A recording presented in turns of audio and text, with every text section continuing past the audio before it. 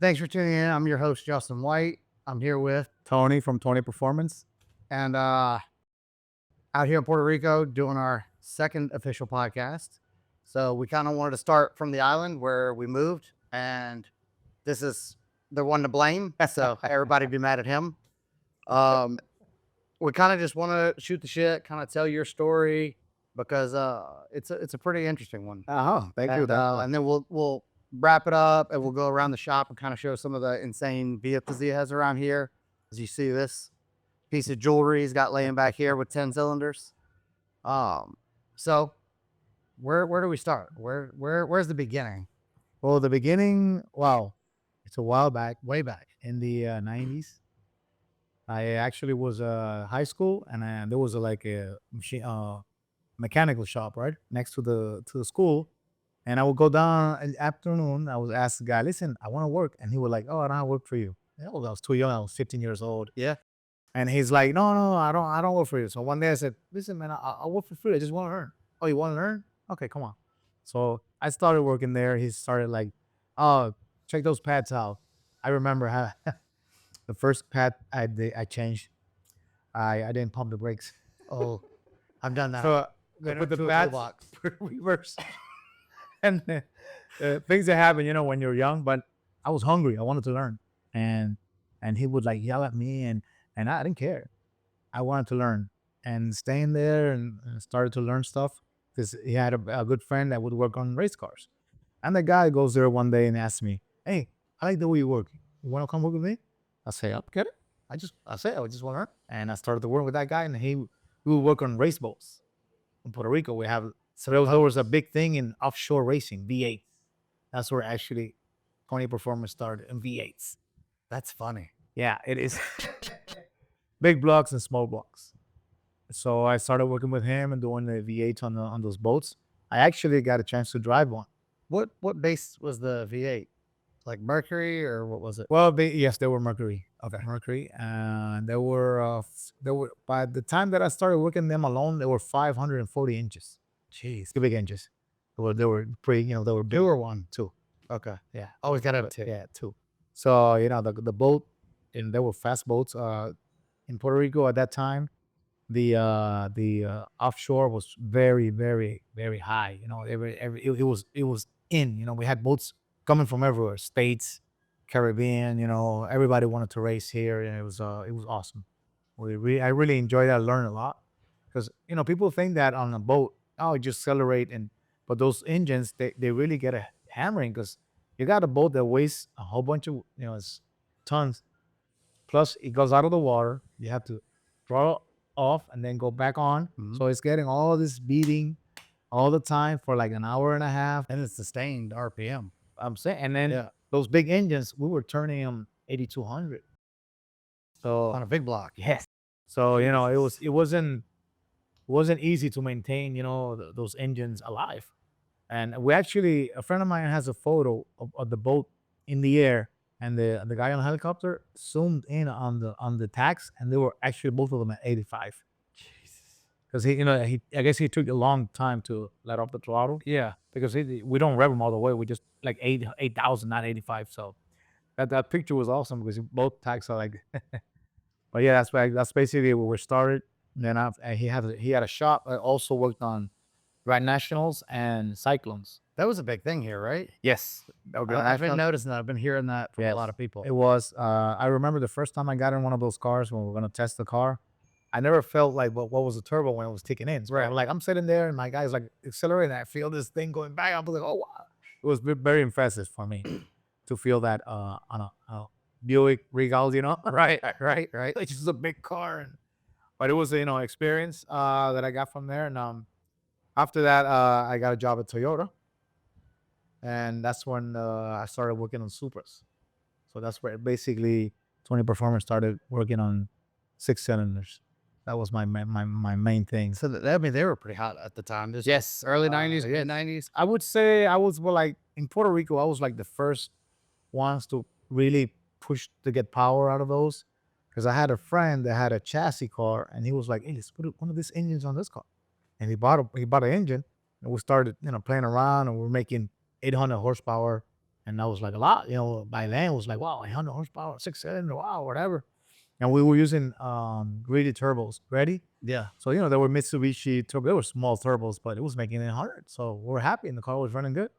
So basically that's what we started, blowing stuff up. And I mean, that's natural. yeah, I learned a lot. We actually, this company, piston company, I was making the pistons for me. They were breaking and I was very upset. So I went to a SEMA show and I took the piston on a bag and I went to the guy and said, listen, man, I'm having this problem with this piston. It's breaking. It's not holding the power. And the guy is, oh, that's because that's a shelf piston. I said, but I'm paying for a custom piston. So I got mad. So I went to the next guy that was next to him. And I said, can you make this piston better? And the guy said, sure. And he made it for me. And I started using that brand for a long time. And it worked. It worked. It worked. I was making 1,000 horsepower after that. Because obviously we were scared of breaking the pistons. But after we noticed what was the problem, we just kept pushing them. We went to 1,000. And What were you 1,000 tuning plus. on? We had called the Microtech. So the Microtech would control the fuel, and the electromotive would control the timing. So there were like two computers. I've never heard of either one. Yes. Yeah, those were like more like drag racing computers. They're not really like street computers.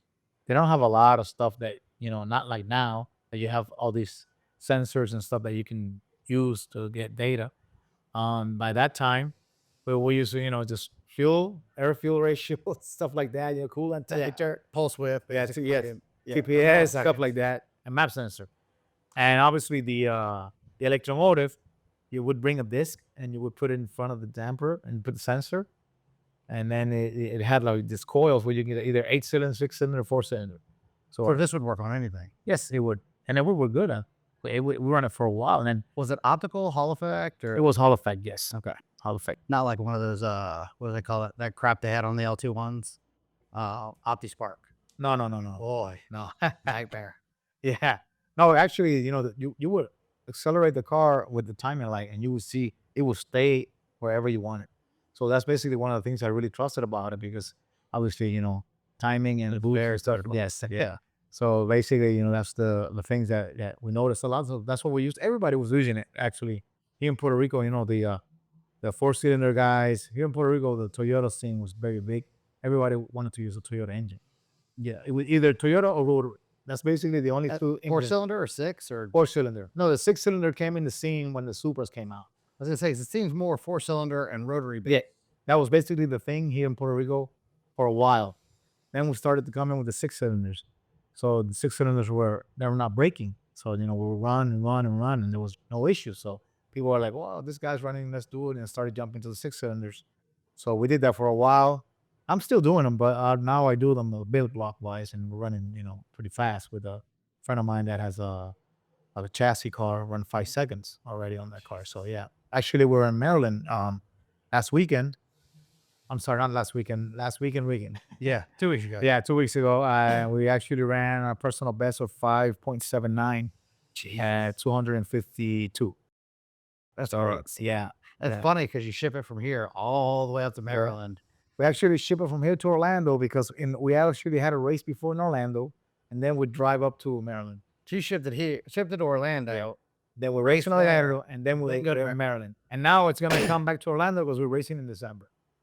Gee, Yeah, so that's a lot. it is. I don't do it. It's the owner already has that set up where he likes to drive and he has his truck and he just takes it there. It's like 13, 14-hour drive from Orlando to Maryland, Yeah. more or less.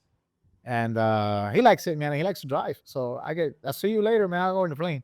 Yeah, I've noticed that's not a big thing here. People don't like to drive. Yeah, well, We drive like an hour to bring the kids to school. Yeah. And people are like, "Oh my God, that's so far." Alexander, man, that's so far. I'm like, really? Yeah. I drive an hour to go to the store, and yes, it's yeah. Well, when I go to Orlando to work on some cars, I work there. Every time I gotta go somewhere, I ask, "Hey, where's this place?" Oh, it's half an hour.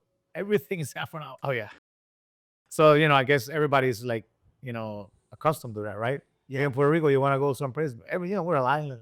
It's pretty big, but like the lot of places where you want to go, they're not that far. Like, Yeah. Well, that's what I found funny. It's like because we live in the mountains in Malta, and I'm closer to a Walmart up here in the mountains than I am in Texas. Oh wow. Or in Houston, where you would think there'd be, Oh, you yes, know, go on. a million of them. Yeah. It's longer to get there in Texas than it is here. Wow. Yeah. But true. so back to the Toyota. So, when you were working as a tech at Toyota, Yes. and then you started the performance on the side. Yes, it actually was. The owner of the Toyota dealer had bought a Supra, and he comes asking me, "Listen, do you want to work on this car? I have some friends that we're gonna go like road racing, on the street, whatever. And I don't want to get beat. And it's a brand new car, and he wanted like people to see the Supra. I said, yeah, man, we're gonna do some stuff. So we took the cat out of the car, put filters, and I threw away the Westgate hoses. And just said, yeah, I said, let's just go. And the car, it was running. And he called me. Listen, sometimes the check engine comes out like, of course, man, because we're all boosting the car. Yeah. So it's trying to protect itself. But as long as it doesn't show off, go ahead. So he beat everybody. He's like, hey, man, nobody can catch me. So he was happy. And I was like, this. So after that, people started noticing that I was working on the cars. And then people go to Toyota dealer, hey, listen, can you tell Tony to work on this car?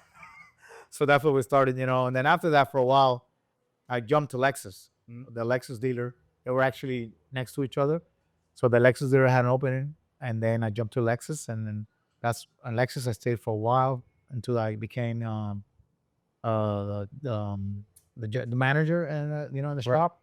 And after that, I said I wanted to go on my own. So that's when I started going on my own, and that's when I started to get like people come in to do both works, either brakes or oil change or performance. Right. So I started to do it, and then all the Supras started to come in, and people would buy Supras and bring them, and I would be going to the track, and the cars would get faster.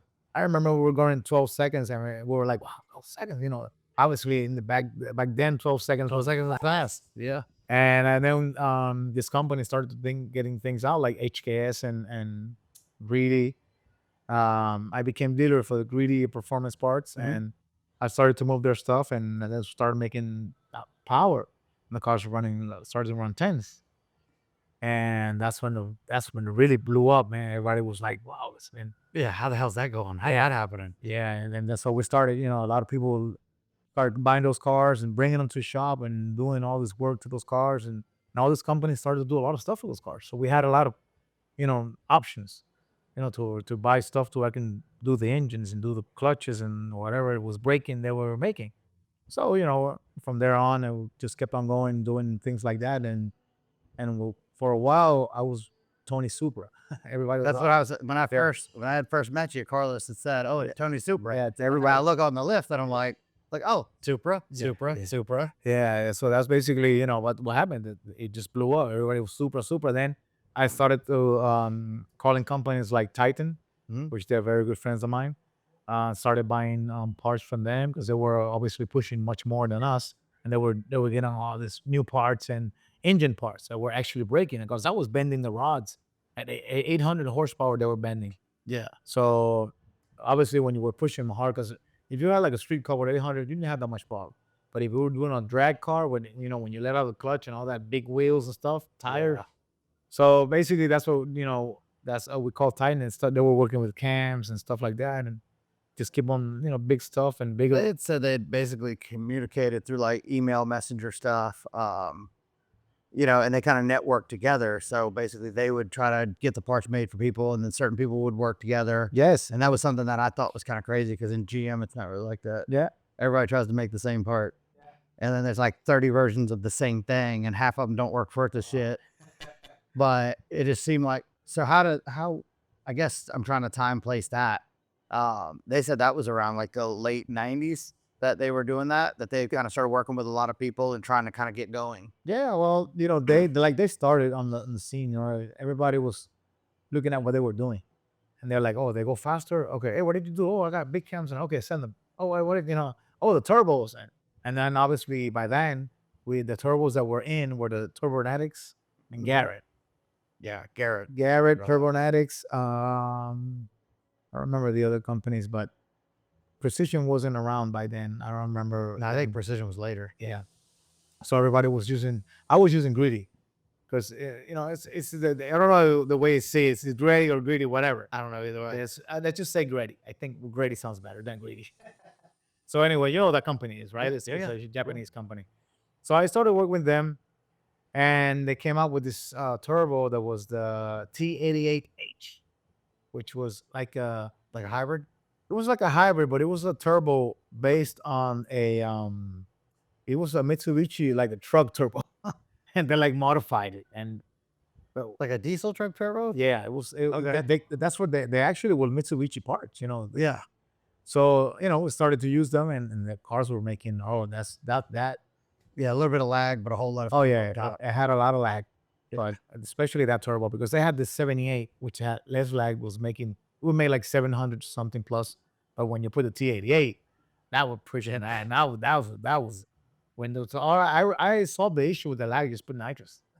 That's what I tell people. It's easy. I'm like, dude, they're like, well, the turbo's kind of spool, kind of slow. I'm like, they wouldn't if you'd spray it. Yeah, Well, I'm like, you're forcing it in there anyways. Are you trying to cool? the NOS, the nitrous system. People scared of it, but when that thing is tuned correctly, you don't have issues. That's the issue, though. You got to get people. A lot of people don't mess with it, and I think a lot of people are scared of it because they haven't blown enough of their own shit up. That's what it is. I love it. Once you've damaged enough stuff, you're like, how much worse could it get? Yeah. So, but I'm telling you, I love nitrous. I mean, it solves a lot of issues. Oh yeah, oh yeah. It solves a lot. It did for me. My cars were flying back then, especially my personal one. I had a Lexus 6-cylinder, and by then we didn't have the torque converters we have today. So I had to get a torque converter which will lock up the power and slip enough so I can launch. So it was very difficult to get that. So I had to spray a lot. Yeah, Get it going. hit it going and then Yeah. pop it off. I didn't. I used. He says I didn't let off. No, listen to this. We'll actually use it to spool up. And one day I'm sitting down and thinking, and I'm like, man, my car's still nitrous, so I just leave it all the way down, see what happens. Because you already have the nitrous.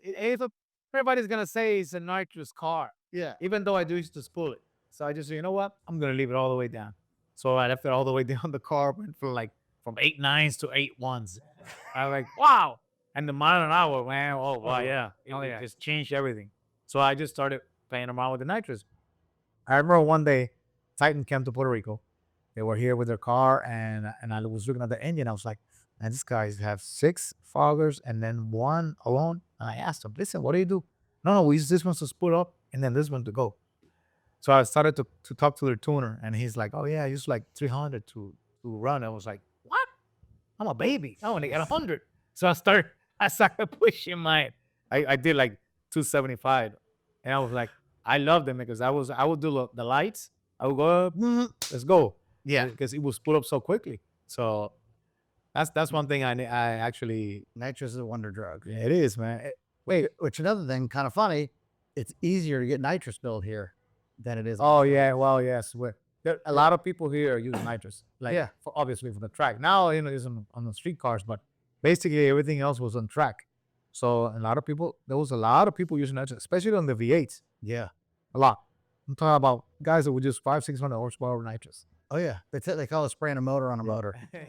Yeah, I learned that in like the Street Outlaw early days when they started doing like Street Outlaw New Orleans. Yeah. And Kai Kelly had his car at my shop. Okay. And I'm like, what is that? He's like, oh, that's the second and third kit. I said, what? Second and third, Second and third kit? It's like, yeah, you get that, then you spray a motor on the motor, and then you spray that motor on top. I'm like, this is wild. He's like, we don't always have to use all of it, but It's a way to solve. It's the way to solve issues. Look at the movie Fast and Furious. yeah, What made him win? The nitrous. and not going too soon. Oh, of course. That's important. That's important. Yeah. But all right, so Lexus, did you the LS300? What was No, that? I actually had an SC300, which was the Supra with another body. So it was a luxury Supra. Yes, the chassis was the same. I actually bought Was the motor the same? the motor was natural aspirated, so it was the GE, not GTE. So the today's GE. GE is the aspirated and GTE is the turbo. Right. Okay. So I would the block would be basically the same. Didn't have the oil squirters for the pistons, but everything was the same. The same crankshaft, it would be the same. The head was different. The ports were different. But I just bought, I bought the car, got the head out, put a 2J GTE head on there. Yeah. And I used no squirters. That really didn't matter a lot. Just drag racing. And I started using that. I mean, I was running, and my car ran 7.6s. I got the best time I got in that car was 7.6s, let's say 10 years ago. This isn't a Supra? and Lexus And Alexis. and Alexis. I would go over. I go over there. We look at my car. We're like, what car is that? A Alexa. Oh, and my windows would go down and up, electrical. I left like everything looked like stock car. Right. I like that. I really like my cars. Or if you see all the cars that I work on, I try to make them look like it came factory. Yeah. I really like that. That's one of the things that fulfills me. That you open a hood and oh wow, everything looks nice. I like that. Yeah, I like a street car, even if you don't drive it on the street. I just like it to be what it was supposed to be. Of course. So What transmission you run? I was running a TH400. Okay. 3-speed. So yeah, I had a friend that wanted me to use a Power Glide, but my car was heavy. It would weigh 3,400 pounds, and I wanted like the first gear to be a little bit higher, so the car, the engine wouldn't so much work. So I was a proponent of Power Glides. I thought, man, one and done, pretty good idea. You're familiar with Jay Meeker? Yes, of course. Yeah, General Real Street. He has RS Garage now. He's a friend of mine. Yes. So I did a podcast with him. Okay. And he scolded me. Oh. Heavily, because, and I never even thought about this years later until he brought this up. He's like, if you think about it, what hurts a motor? The peak power, the peak torque, right? Well, what does a Power Glide do? Oh yeah. It leaves you in peak torque half the way down the track. And I'm like, my RX-7 had a Power Glide and I'd spray it right off the lot. Okay, so you can get it going. And if I sprayed it too soon, like right immediately, it would nip a plug. I couldn't figure out why. Okay. If I waited until a little bit high out the there, 50, but it would never do it. And he's like, yeah, dummy, because you were living in the peak torque. Yeah, you had a Tramp Turbo 400. I was like, oh, yeah, that makes so much more sense. But something I never thought about. Yeah. So basically, TH400. I actually started with the torque converters were made in Puerto Rico from a friend of mine that did the torque converters. And after that, I sold the car, and the guy that bought the car says, listen, you changed turbo. I said, you know what? Let's try a different torque converter, like the new ones, and he's like, okay. So we got this company in the States, and they did one for us. Car got 10 mile an hour more, and it jumped from 8.5 to 8.2s at that time. And I was like, wow, man, just changing the torque converter. Yeah. And the guy said, what do you want to do now? I said, let's put this guy on trying to get weight off because he's a heavy guy. So he bought like him or the car? No, well, not the car. He was heavy too, but but he wasn't driving. It was me. Because he asked you, I'm gonna buy the car, but you're gonna drive it and you're gonna do mechanic stuff. I didn't do nothing. I'm just gonna say that's my car. I said, all right, no problem. We'll do it. So that's what we did it. And we ran for a while. We actually won a lot of races on the car. Actually, I took the car down to Dominican Republic for a race. They invited us, and we won the race. And the promoter asked me, hey, can you leave the car and race a year? I said, why? Oh, because it's a championship here. I said, you know what? I like the idea. I left it. I ran the whole year and I actually beat their champion. Dang. Yeah, that was a scene because the guy was like, the champion of the Dominican Republic. Right. I beat the guy. And then, like the movie Rocky, where Rocky 4, where everybody was cheering for the Russian. Right. And then they changed it was basically like that. Everybody was, oh, we're gonna kill you. And we're gonna, obviously, just playing around. We're gonna beat you, and you're nothing with us. And after that was, oh, Tony, you're the best. So is there a lot of the rivalry back and forth? And where like in Dominican and Puerto Rico? Yes. Yeah. Yes, there. That's what I kind of gathered that, but there is. Yes, there is the there is always competition. You mentioned Dominican Republic and Puerto Rico in anything, like either baseball, basketball, drag racing, everything. There is. Yeah. So and it's good. It's not like like a bad thing. No, it breeds ingenuity. Yeah, it breeds new things. It does. Yeah. It does. And they come far, man. Because I remember the first time I was drag racing there, I would see some stuff that I would be scared. Like I would see guys racing on sandals. And I was like, listen, my friend, are you crazy? You can't be racing like that, man. That accident, you're gonna break all your toes or your fire, you're gonna burn them. And then they started to, think about that. And they're like, wow, you know what? He's, because the car started getting faster. Yeah. And they're getting faster. And I'm like, and I started making a lot of friends. And I would say, listen, guys, your life is on the line when you're on the car and something happens into the emergency comes to you. You don't know, the car is burning up, and nobody's gonna help you. So they started to use started to do things that to get I better. preach that to people all the time. We had a customer in a ZL1, nothing crazy, normal car. I don't know, maybe like a low 10-second car. Put his seatbelt on behind him, so it's clipped in behind him. Oh, I get No it. helmet, Oh, and they let him go down the track. oh, He gets sideways, hits the wall, spun out. Of course, broke his jaw, had to be airlifted out. And I'm just like, man, I don't understand. Why would you not want to be safe? Yeah, these cars, people don't realize like stuff happens way too fast. I explained that to a lot of customers. Like, I would tell them, listen, you want to feel an accident? Just go in your car, just go 10 mph and hit something, Oh yeah, you'd be surprised what 10 mile an hour will do. and you'll think about imagining 10 times that, 12 times that. Yeah, Imagine. So when you get in a car, the first thing you need to do is make sure you got brakes. The first thing I do with any car, I pushed on the brake pedal. Yep. To make sure I have well, ever since that incident. but and also the and the seat belts. And I have a friend that had a Supra. It was the fastest Supra in Puerto Rico and quarter mile. It was the first car to run 8 seconds, and the car has 4 points harness plus the stock. So he says the car ran the 8 seconds. That was our goal. So he said, listen, put the tranny back, stop tranny, because it was TH 400. Stop tranny. I'm going to stuck on the street. So he's taking his cars with the wife, and they're going to go eat. And when they're coming down, this guy comes like on the road, and like he was in front of him. He got scared, and he went to the side a bit. The car hit the grass, and it started to spin. So when it spun, it hit a pole. When it hit the pole, him and his wife hit their head together, and they are unconscious, whatever. But I said to him, listen, why did you put the seat? Because he had both seatbelts. Yeah, you could have put It was at night. It was already, the watery, you know what I mean? Right. Yeah. Yep. So I would have done, if you would have had your seatbelt and your wife, nothing would have happened. Well, that's a big thing. I see a lot of people they'll do cages in their cars, right? Oh yeah, And they won't put a harness. oh yeah, And I'm like, so what you essentially did is you built a jungle gym, yeah, right? And then you left your liquid body to float around in there. yeah. Like, and- all and- you do is bang around. Oh no, that's super dangerous. Yeah. I'm talking. That's If you're gonna have a cage, you need to be strapped in. Oh, You that- got to be secure. that's That's something- how it works together. Yeah, I don't. A lot of people, I would say, like customers of mine, sometimes that you have to keep on repeating because they're like ignorant on some things. Yeah. Like, Wait, oh, nothing's gonna happen to me. Oh, if it hasn't happened, so all it takes is a small wreck. I mean, and you like sometimes you don't make it out of that wreck. like I build cars, and I would tell, listen, we got to do like a fire extinguisher. Oh, it costs $1,000. I said, how much you spend in the car?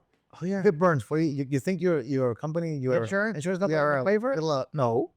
So he's like, oh, so sometimes they think about it too much, but it's really, I know people that have saved their cars with fire extinguishers because they had it. Oh my God, it's on fire. Psh. I did a suppression system on mine. It was $800, and I had a pin, and there was a pin on the outside. So if anything happened, Wendy could pull it. Of course, man. It was just You know- we couldn't afford to replace everything For going us- down, or if I'm inside the car and unconscious. For us, safety is first all the time. And if you can't deal with that, just don't bring me your car. Because I'm not Especially gonna the have stuff you build now. Yeah, well, I'm not gonna have that on my conscience that somebody or a customer or friend, because I've had kids come over and say, "Listen, I got this 350Z. I want twin turbo it. And how much is it? I got the money." And how old are you? Oh, I'm 18. Bring your father. Oh, why? Talk to your father. I'm gonna give you 600-700 horsepower car, and you crash and kill yourself. I'm gonna get your father fighting with me. If he gives me the okay, I'll do it for you. That's a big common thing right now. I'm getting a lot of 18 to 21-year-old kids that are wanting 1,000+ horsepower Corvettes. And I'm just like, man, I almost feel bad building that because I know we just built you a weapon, Yes. and if you mishandle it, they're like, oh, well, that's on me. I'm like, it kind of, Yeah. but I'm always going to feel that. Yep. I'm always going to wonder like, oh my God, could I have done something better? Yeah. That's one thing I really look and try to see what's going on. And obviously, if it's a kid, I need the parent to come, and I will explain to him, listen, your kid wants this. Maybe we can start off 400, 500. when he's learning. Yeah. Because I don't know if he does have experience or not. If he does, and he's far as, oh, don't worry about it, he's cool, okay. But if I don't know, I always try to go, like, you want 100 horsepower, I'll give you. Let's start with 400. I remember I used to have a Supra in my shop. That was a friend of mine. I was always have it at my shop because he didn't have space in his home. And I would, like, people, oh yeah, I want 600 horsepower. Or come on, get on this car. Car had 400. And I would, like, start the car, and oh my God. I said, this is 400. You want 600? Yeah. Oh, let's do 400. As I said, everybody wants 1,000. Yeah. But a lot of people don't realize what 1,000 horsepower comes with 1,000 horsepower problems and 1,000 horsepower driving capability. They open up a magazine. Oh, this guy has 1,000. I want those. Yeah, it's easy. Look, the magazines, they open up their eyes, but they really don't know what's going on, to get there, and what happens if you hit something. Like, I think last week or 2 weeks back, there was a guy on a BMW that had an accident. Yeah. Killed himself. One stock. Yeah. Yeah.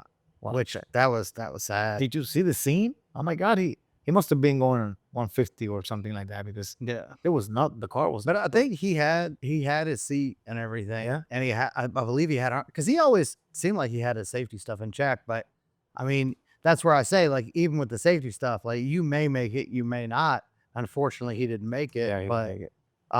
that's but at least give it a shot. At least put in there to give yourself a chance. Especially if you know your car has power, because Yeah. if you already know your car is gonna make 1,000 horsepower, come on, and be smart about it. There's stuff that you need to get on there that is gonna save your life if you have something goes wrong. Yeah. That's something, brakes. They buy the cheap car with the small brakes, and they put a 1,000 horsepower engine in it, and they forget about the brakes. They add these little pads and If you think back in, like, the 2000s, right? The way people used to build cars, from what I remember, is they always started from the chassis, and they always did the brakes, the suspension, and everything, and then they added power. Nowadays, kind of like, we already kind of get a pretty decent chassis, so they're like, yeah, good enough. And I'm guilty of it too, but I take the risk with it. But it's just funny. It's like how it used to be built the right way. You built everything to handle what you were going through. Of course, now they build everything the other way. Like, let me hope my brakes work. yeah, hope. Oh well. And sometimes they don't. Yeah, it's sometimes when it happens a lot when you go like triple the power that you were making. Like, stock wise, Yeah, well, now we're like, stock motors are doubling the power, tripling the power, and people are like, "Oh man, I can't believe the stock motor didn't hold that." I'm like, I'm sorry. The motor that was designed to make 500 didn't hold 15. Shoot. Oh yeah, come on. But it's just it's a weird world now, and you definitely, I'm sure you see that with the Oh yeah. V10 stuff now. Yeah. Well, thank God the V10s come with big brakes, and they Right. big, because if not, they would have to spend the money on brakes, because I'm telling you, I would not let them race, because, like, for example, if it would bring to me a natural aspirated Supra, it would bring small brakes, and I would tell you, listen, you got to get big brakes for this car. You can just look on eBay or whatever, because a lot of people have done upgrades, and maybe you can just get the twin turbo ones, Right. which are much bigger, and I'll be less concerned that something's gonna happen, because you get a car like this, you got a car of 300 horsepower. Now I'm giving it to you with 800 horsepower, and you still have the little brakes that the rear brakes are, like, man, super small versus the upgrade you can get, and that's basically stuff that I would tell people to try to make them understand what the danger of that comes with like big power. There's a lot of responsibility that comes behind that. It's Yeah, the responsibility is not a common thing anymore. yeah. Oh yeah. Well, Wow. all right, so let's go back to where you were at Lexus, and then you opened your shop. Was that the shop that was down the road from here? No. I actually, my brother was working at this little shop. And the guy had like a little opening, and I was like, "Listen, man, I'll rent that from you." And I started working there. I rented that there, and then I had another friend that had rented a big space down in what do you call that? It's in next to in San Juan, next to the mall, Plaza Las Americas. Yeah. It was very close to that. And for that, I stood there for a while. Then another friend of mine opened a big body shop. And he's like, "Listen, man, I need a mechanic." And I said, "I need a space." And so we did things. So I said, "Listen, this is what I'll do. I'll do your mechanic stuff, and you give me the space." So that's what we traded. Yeah. And so what I did, I hired a few guys to work on his car. So, cars that would come crashed and, I need to do a suspension. It was no race stuff. I would do everything. They would just pay my rent. Yeah. So that's when I really started to grow, because that's when the 350Cs came out, the Nissans. And you mess with those too. Oh yeah, yeah. I remember I built like 30 of them, twin turbo, Puerto Rico. Jeez. I by then, like I told you, I was the Japanese company was making turbo kits for that car, and I started sell them, and we did one, two. That thing blew up because it wasn't an expensive car, and you turbo it, and you can get 500 horsepower out of the engine stop, and you have fun. And they would hold? Yeah, Yeah. you push off the 500, you're gonna break some. But 500 was was like 450, 500 was the limit. We didn't have a lot of tuning wise. We had this computer that was called E-Manage. You ever I've play heard of that one. Okay. So with the E-Manage, we would be able to control fuel and stuff, and we would get the cars running good with that. And we ran good for a while. Once this guy comes to my shop, this person who was like 50 years old, he says, "Listen, I have that 350Z right there, automatic. I want to go 9 seconds." And I was like, "Well," I saw Vini 10. You know Vini 10? Yep. So Vini 10 was running 8 seconds on one of those he was working on. So I called him. I said, "Listen, I have this guy," and he's like, "Listen, man, I can sell you a block that can hold the power, but you need to make at least 1,000 horsepower to run 9 seconds." I said, "All right." So I bought the block from him, and some parts he told me. We became good friends. I would call him all the time, and he's a cool dude. And we're every time I would go to New York, I would call him and visit him, and he always showed me his new stuff he was doing. So I started to build this car, and I actually did the car like I just told you, electromotive and microtech, so to control fuel So you did that on the 350C, and I Okay. put a TH400 tranny Of course. The package, the Trinity. package. First pass on the car, 9/8. And the customer comes back. It was all shaking. I said, "Bro, 9/8, congratulations." Did it like 140 mile an hour. And I said, "Listen, we can bump it up. We're not at 1,000 horsepower yet. We're like nine something." He said, "No, you drive it. I'm good." I said, "All right." So I get on the car. I put more boost on the car. So I launch. It did like 130 something, 60 foot. It was gone. It was going good. And then I was close to the finish line, and I had these gauges. And one of the gauges, the EGT temp, went up, and it turned on the red light. And I was like, "Wow, I'm so close, but I let go." Boom, I passed. It did 9.5s.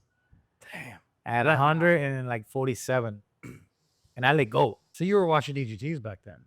Oh yeah, I had EGTs on the car, yes. Yeah. And That's something a lot of people don't use today. because I learned that from the drag race car. Yeah. So I did that on the street car. So I was like, and this car, you would look at that car and you would never notice that car had all this power, because we put a body kit on it, nice wheels, car looked stock, beautiful AC, everything worked good. He would use the car on the street. He actually raced a few races. He actually lent the car to a friend of his, and he one day then he just went on crazy and wanted to do like a full chassis, and that the car just died there because Yeah, I see that a lot. A lot of people, they'll go, they'll be like, "Man, I really want to do this." And I'm like, "Man, that's kind of crazy. You should really maybe do this and then go, no, let's do this." And then it goes on like a year. And then they're like, "Oh, well, I'm not really interested anymore." Or that's something that is difficult to explain to people. That people think that's gonna be like something fast. It's not fast.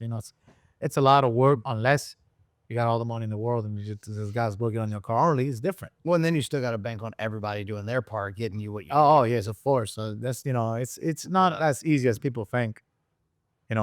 Sometimes it's just better to buy one that's already done. That's what I've said. Yeah. I said that. I'm like, look, buy somebody else's failed dream. Yep. Make it your reality. Yeah. So basically, we went from power boats to Supras to Lexus to Nissans. Yeah. Where'd we go after that? Well, after that, I have a friend. Oh, Grand Nationals. I forgot those. Yeah, very natural as well. I have a friend that has a Porsche. Mm-hmm. From that shop, at the body shop, I will be there like 10 years. You will go to a shop, And when the Fast and the Furious movie came out, that would be the scene at my shop on Saturday. I go there Saturday. My best friend, he's a lawyer, but he likes to do mechanic stuff. I think you know him, the GT 500 guy. Yeah. Okay. The guy So- that actually convinced us to move here. Okay, right? well, yes. Yeah, Carlos Carrillo. So he doesn't have to do anything with Carrillo Ross. He just says his last name. I wish. Boys, yeah, that would be really nice. Good for now. Yeah. So, you know,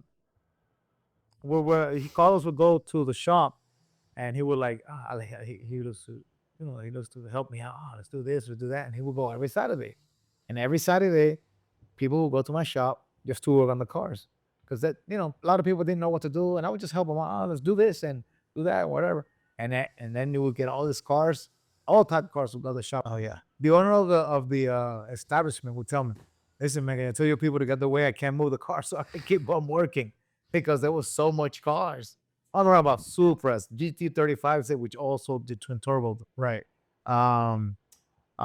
S2000s, anything that had an engine that would make some noise, it would be at my shop.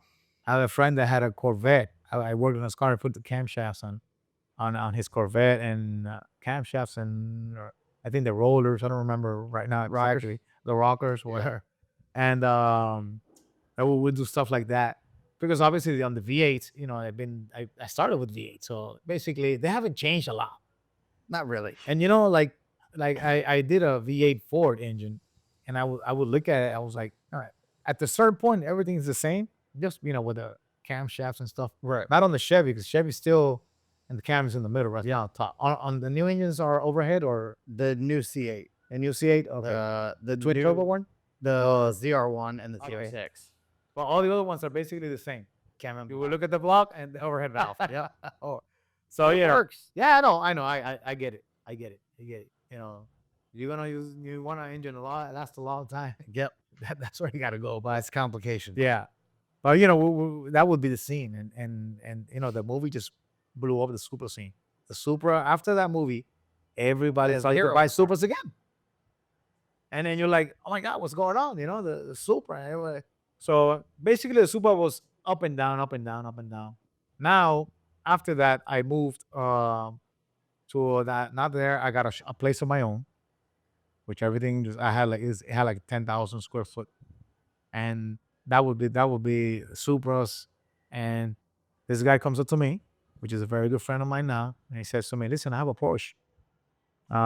Would you be interested in do the engine? Because I've been trying to get my car to run fast, but I've been wasting money, whatever." I said, "The only way I would work on my car is that if every time I tell you I need something to buy, I don't want any crying. Right. So if it costs 1,000, 2, 3, 4, whatever, you buy it because we need it. It's not that I'm gonna make money on that. No, It's just that I want to make sure it's right. Yeah, correct." So I started reading. I like to read before I do any engine. I just buy the manual and read it. And that's obviously the guy that made it. He's gonna Obviously. know more than me. Yeah. So I read. Then I started to look on things where it maybe might fail because the guy that designed it wasn't designing it to make the power that we want. Right. So okay, so I said, listen, we need to get valves, obviously rods, pistons, and sleeves. So I started calling these companies, and I was trying to get information, and nobody would give me any information on that engine. Welcome to the Euro market. And I'm like, and people are like, hey, so what are we gonna do? I'm like, so I started to call my friends on the world that I've been on for a while, and yeah, well, you need to call this guy. So I would call that guy, and the guy, well, yeah, maybe, but then we started talking, get a little bit of friendship together, and then now they started to tell me, listen, you should do these cams. We tried these cams, and they're working good. After that, we did our own, but I wanted to start off on the right Something foot. that was working that Yes. somebody already knew about. So I started to build the engine. I don't know if you ever seen a 96 engine, the way it's built. It has so many. I call it the Tetris. Tetris game. I think I've seen it pulled out of one pulled out of a car here. Yeah, well, there's one right there. That one right there is basically that's I know. I'm talking about when you pulled the whole package. Oh out. yeah. Well, you see that right there. Like you have the block, and then you have the sleeve. The sleeves go on this sleeve base, whatever. Then after that you get the head, and then you get the cams, and it comes from this, it becomes this long. And I was like, and I see these little studs, they're so thin. And you're like, and I'm like, man, this is gonna hold. So we go to the dyno, build the engine, turn it on, everything's good. We did it AM Infinity, and my buddy Gato Felix, Gato Tuning, Felix Medina. I called him. I said, listen, can you tune this car? He said, yeah, sure. He came down to Puerto Rico, started to tune the car. So we go to the dyno. First pass, 800 horsepower. And I was like, oh my dang. I was happy. I was, oh my god, because we put like 6.266 turbos. Yep. And precision. Yeah, precision. Yeah, by then it was we were jumped to precision. And I was like happy. And he's like, listen, I never gone over 35 pounds of boost on this car. I said, so how were we at? No, we're at 25. I said, all right, go 30. Goes 30, makes 1,000. I was like, oh my god. Every time we do a run, I would get away from the car. I was like, yeah, I know I try to build everything good, but so let's put 35, see what happens. I was like, all right, go 35. Make 1,300. I was like, bro, leave it there. Yeah. 300 jump. We're done. Sure. Rose are happy. Yeah, and he's like, okay, so we're going to the track. So in Puerto Rico, there was no Porsche that would run 200 mile an hour on the half mile. So our first pass, the fastest that we're going was 170. So on the first pass, the car does 180 something. I wasn't at the full boost yet. And my friend, I don't know if you know him or you might, Pepo Besosa, which is a Red Star Motoring. Yep. He's a very good friend of mine. He was also one of my tuners that I would use on the cars that I would work on AM computers. And I said, listen, okay, he's a good driver, shifting driver. I'm not a good shifting driver. I'm a good automatic. Yeah. Turbo 400. Yeah, TH400, I'm good at that. But, just doing the clutch and stuff, that's not for me. So I said, listen, I need you to drive this car. They said, all right. So we start playing around the car, and the car does 180 something. And the owner of the car was, oh, I'm happy, but wow, man, we're getting so close to the 200.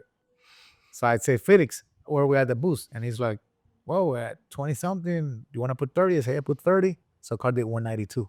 Oh man. And I said, oh, do the 35. So he did the 35, and the car did 197. And the owner of the car was like, come on, man, we're so close. And I go to Felix, let's put more boost. And he's like, what? You crazy? I never put more than 35 on a Porsche. And he ran all the way. He got away from us. And I was like, what happened? And he's like, oh, I'm thinking, because he didn't want the car to brake. He had the engine to brake. I said, listen. He came back. I said, listen, I built the engine. I'm sure the engine should hold. It has stuff to hold. We're testing, And he's like, what do you want to do? I said, let's do 40. It's only 5 more. And he's like, wow. I said, you know what? So you'll be happy. Do a boost cut. Let's put 44 boost cut, just in case. 44 boost cut. And he's like, no. I'll do 45 because I want to do like fives, and tens, not. Yeah.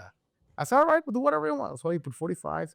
So the thing is that, obviously this new boost controllers, not all of them, you can tell them like 10 pounds and do a Like the percentage. Yes, percentage. So he's like, he calculated more or less, and he's like, put it in his head. So Pepo gets in the car, and he goes, whoa. I go to the line with him. He goes, whoa. Put second gear. When he put second gear, the car, it went sideways. So I'm like, oh man, we lost the pass. So I'm going back to the pit, and everybody's yelling at me, no, turn around. I said, what? Pepo came back, and I said, what happened? I'm gonna go in second gear. First gear is too much for this car. I said, do whatever we want. Okay. For second gear, so he launches, ooh, and I'm looking at the car. Second, third. When we put third, the car was going. When he put fourth gear, the car started smoking black. I was like, oh boy. Oh yeah. There's some boost in there. Put fourth, put fifth, go through the line, and everybody's looking at the board. 200.17. Gee, the owner of the car, he had gas in his hand. That thing flew like, man, I'm about 90 feet in there. And he's a big guy. He's 6 foot. He started to run towards me. And I was like, oh my God, this big bear is coming. We were so happy. And then, so Felix tells me, Felix was happy, but he's like, no, get the car here. I want to see the log. He's like, I don't care. Oh, I don't care if we ran to her. I want to see the log. The car at 44 pounds of boost. Oh, Jesus. One more and it would do boost cut. It did 44 pounds of boost. And he was like, and I was like, wow, man. So I said to him, listen, so the engine held. So I told the owner, what do you want to do? No, let's leave it at that for now, whatever. So this comes another race. And we go another race. And on that race, I threw a rod.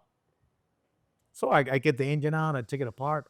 I guess on that 44-pound pass, it hurt. Probably fatigued it. Yeah. So when the car comes, I take the engine apart. The rods were made by powder. So I look at the rod and I call them. I said, listen, all the rods were bent. All of them. They were bent. Yeah, one of them broke, but they were all bent. And I tell him, listen, I told you I was gonna push this car. And he's like, listen, man, you know how many people call me and tell me that they're gonna push? I said, well, I'm Tony from Puerto Rico, and if I tell you, yeah, push, Yeah. I'm gonna push it. He's Double that. he started to laugh, so he sends me this different rods. But when I got them, they were super heavy, and I'm like, listen, this house, can you just make them another material? Like they were doing the 300M material, and I don't know, I don't have machines to work with that. So I got the rod and I sent it to this other company in Argentina called Signs. I don't know if you heard of them. Who is it? Signs. Mm-mm. So this company would make they were making transmissions, and they started to get in the rod business, and they were making 300N rods. And I sent them the rod, and they designed a rod for me for my car, and then we put it on the car. I loved them. They were light. They were beautiful, man. They were like, I just want to leave them there. They were so buena. So that then I changed turbos. I said, let's go bigger turbos. Bigger turbos made 1600 to the wheel. What was the new rod made out of? 300M materials. It's They just trimmed down better. it's just that it's metal, which is the what do you call this? The oh my god, it's the name of the chemical wise. I don't know. I forgot the name of what is it that The like the hardening process. yeah, that metal, they do a different way, and all the things like come together. I don't remember the name right now. Anneal. Yeah, Well, no, that's making it soft. yeah. Okay. Anyway, it was just stronger, and they were actually doing on the transmissions, the automatic transmission with the shaft would be 300M. Mhm. So because that material was stronger, so everybody, that was the name that was making noise. 300M, 300M. Isn't it more brittle though? I haven't broken the 300M one yet, so that's why but So you needed it lighter for the RPM. yes, or- because this engine, the pistons is like it's pretty big. It's a 102 millimeter piston Okay. on 80.71 stroke, I think, more or less. I don't remember exactly. I have so many numbers in my head right now, but and so I wanted to go lighter because the rod that Powder made, the second one was, I'm talking about, if I would throw that thing to somebody, it would kill them. Yeah. So Science made the rod for me, made the power. So we're racing. So we went to Dominican Republic. They invited us to a half mile event there, which is They gotta stop inviting you to there. well, I love, but I love the track. It's an airport, but it's a military airport. Which imagine the what we have now, twice the size. Oh, really? We actually had a 5-car race. 5-car. Y'all would. We raced. It was fun. But anyway, so we ran there and we ran 210 there on the Porsche. After we ran the 210, my friend's car, he had a Mustang, 5.0 Mustang twin turbo. Mhm. It broke the engine, and we had a trailer. So we put his car in trailer, and I would drive my car, and all the Dominican Republic would go everywhere, and everybody was looking at the car. Wasn't that the car that ran 210? Yeah, right. Yeah. So we were happy about that engine. So after that, the Porsche started coming in. But the half mile stuff here has been big for a long time. Oh yes, it's been for a while. Yes. Because I did see a Mirage go 200. Oh yes. I thought it was a Mirage. But that's been like in the recent years, because in the beginning of the half miles, they weren't allowed any that type of car. It would only be like exotic cars. But for you to have an idea, we have a manual Supra, which was driven by Pepo Besosa. We ran 240 mile an hour on a Supra, In a rear-wheel drive car. rear-wheel drive car. Yeah. And let me explain to you, which I tell everybody that they don't understand how good of a driver this guy is. The car, it had nitrous, obviously, because I like that. The car made 1,300 horsepower, and with the nitrous, it made 1,500. So what we were doing is he would go first gear, second gear, third gear. He would put fourth gear, open up this little hatch that was, the little glove compartment Yeah. thing. Open it up, turn on the nitrous system, third gear, third to fourth. Which is not that long No. of a year. Fourth gear, fifth gear with nitrous. So we ran 197 mile an hour first. For the first car to run 190 plus was the Supra because the GTRs were dominating the half mile. They were doing 184 or 185. They were kicking our butts. 259. Oh, now it's 259, but Yeah. by then, so we were like, and then we were invited because they didn't want the Supras to run because they were old cars versus the GTRs. But the owner of the car got so mad, he got a cardboard and started and put it on writing on. They don't let me race half mile because my car is old, and he didn't put it on Facebook. And the Facebook people blew up their face, their page. Yeah. They started writing, "Oh, you guys," and the guy calls me, "Listen, I'll invite you. Come on." And so we got invited. So when we got invited, everybody in Puerto Rico wanted to go. I'm talking about there was sea of people, my friend. I would go to my pit. I would have to blow the horn. Get out. There was so many people because they were like this beautiful modern cars, and there was our 1894 Supra. So we were actually having trouble all day long because Pepo would shift fifth gear, and it would miss it. It would shift fifth gear, and I said, "Listen, Pepo, do me a favor, just put it. Don't to push it. Just put it." Yeah. And we were at the line. We were really at the bottom of the track because by then they didn't do it like now that you would go a little bit more towards the end of the track to do the half mile. It was more. We were starting more at the beginning, Okay. more towards the back. You know where you actually turn to go race. Yeah. We'll start like a little bit forward from there. Okay. So we had all that, to go and we were like very close to the end, and I'm looking at the car coming. Oh, and I hear the car. Okay, fourth gear. But when he put the fifth gear, I was happy. I was like, "Oh, thank you!" And I would hear the car going, and it was going. I was going home. So we were at the bottom, and the people had they can see the mile an hour at the top. So we were like very far away, and I heard the people were yelling, and we were like, "Oh my god!" So everybody, I was trying to call my friend for him to tell me. He was trying to call me. So there was no communication. Everything went crazy. And so on the sea of people, I was like, because I was so hyped. Everybody shut. It was like an hour ostrich. Boom, everybody shut. His phone rang. Hello. Yeah. 197. I was Spanish. 197. God damn it. And everybody started here because the GTRs were doing 186. We did 187. Yeah. So we kicked their butt, and we won the race. And oh my God, that was All from being invited. all from being invited. Yeah. Obviously, that was one of the issues because at the end of the day, I didn't get a trophy because I was Really? invited.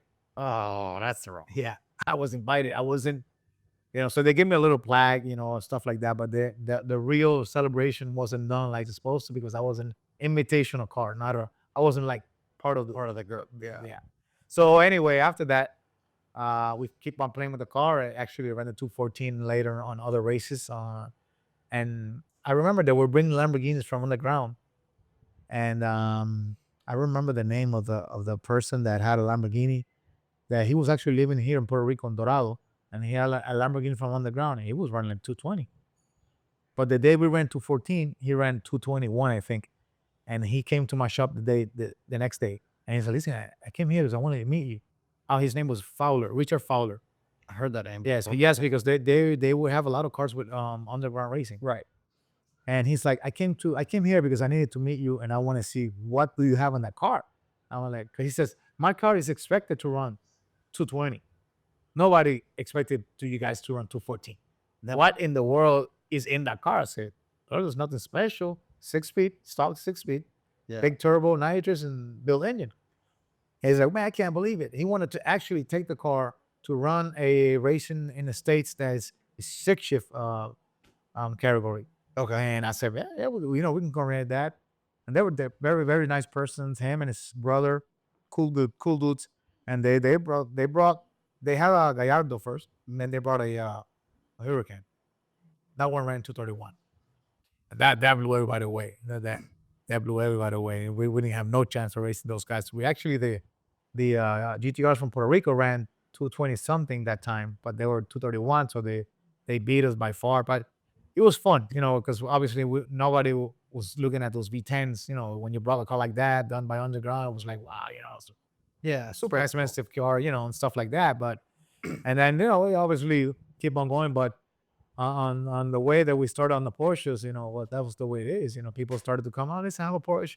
I just got this new one, and I got in contact with this person in Europe that tunes the Porsches, and I would do all the work, and he would tune for them, for me, and we did a good relationship, and he still does. I do a lot of Porsche, you know, and I actually have basically all the fast ones are done in our shop, you know, so we're doing good work with that with those cars also. Oh, was it just like a natural? You just really liked the Porsche, or it was just the next hot thing? You know, the I see the Porsche 2014. banners. Oh yeah, well the 2014 Porsche for me was the one that convinced me.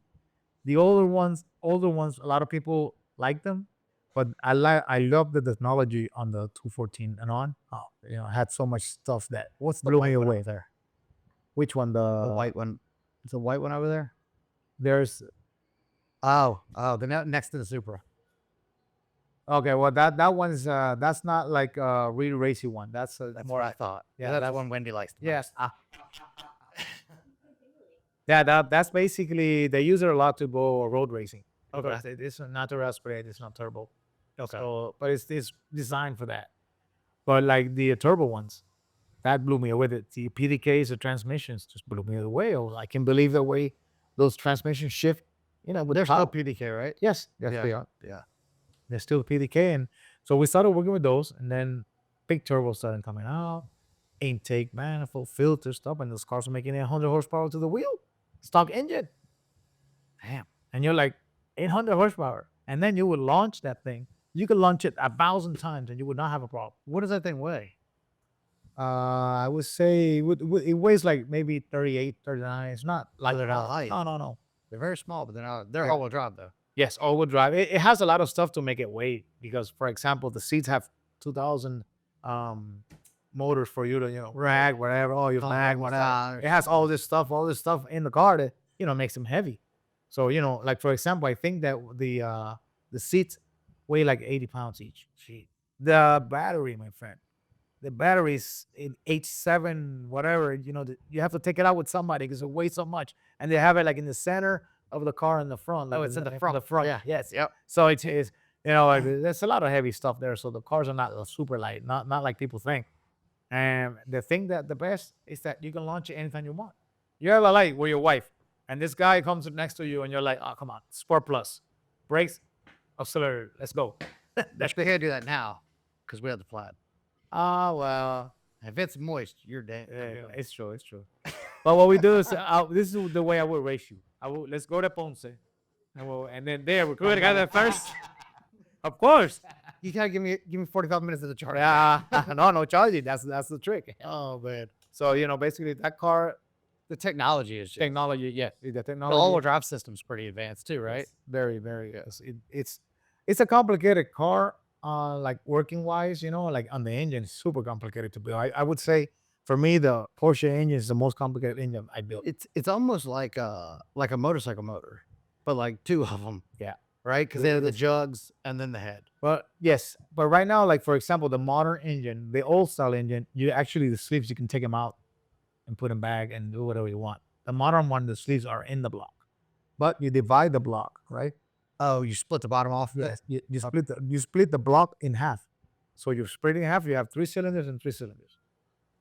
And the way to build this engine, you need to like you put it together. You put the crankshaft with the rods, right? You put it together, and then you have to put the piston, like the rear piston first, and you have to put the pin through a hole that it has in the front. And the lock. Oh yeah, it's not easy. It's very complicated. That's weird. Yes, it's very weird, but it works. You know that I'm telling you, those engines, the modern one, the 992s. We're talking about 991s was 2014. Yeah. 992s, which is the modern one. That engine holds 1,000 horsepower stock. 1,000 horsepower. You just need to put big turbos and intake manifolds and stock injectors, stock fuel system. Really? Yeah. You need to put. Are they port? Are they direct? Or Yeah, no, they're direct. They're direct. so factory direction. All you need to do is put methanol. And you get Okay. you put meth, obviously that's gonna help you. Yeah. Big intercoolers, big turbos, exhaust system.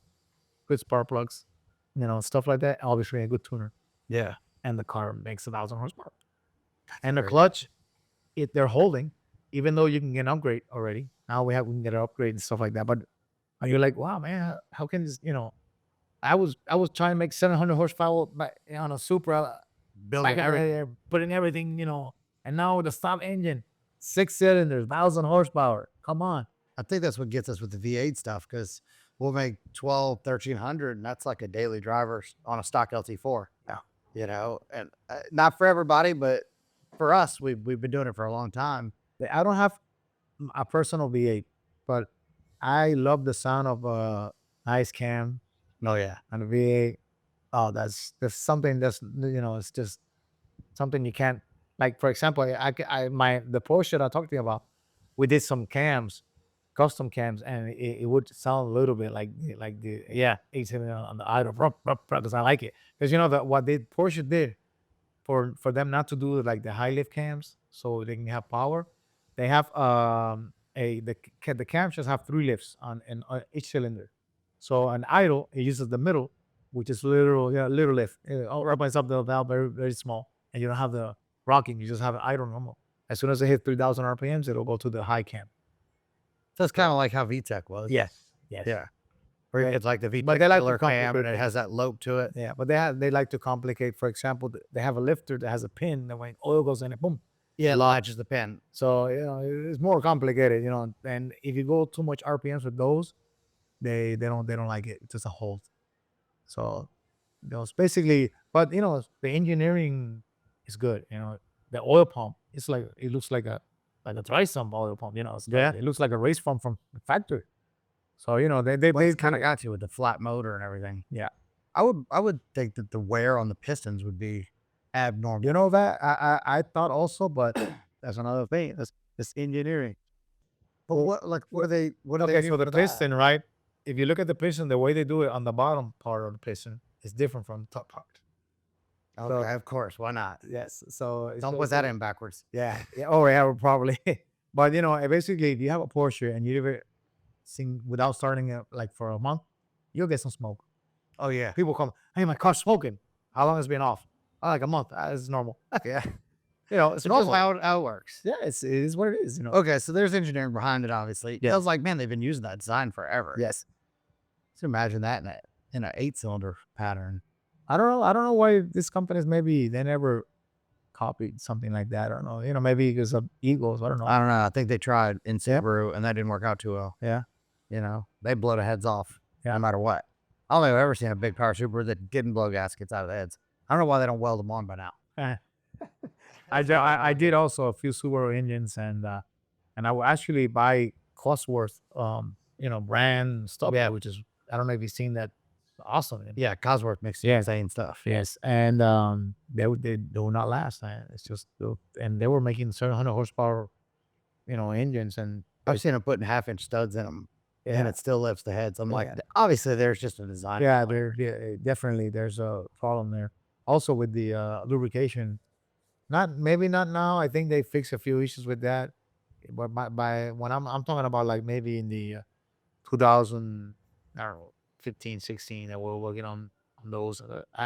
It's just that that what happens to me is like, you're my friend, right? So let's say you come one day and you say, oh, Tony, I bought this Lincoln Continental. Yeah, I want to build it.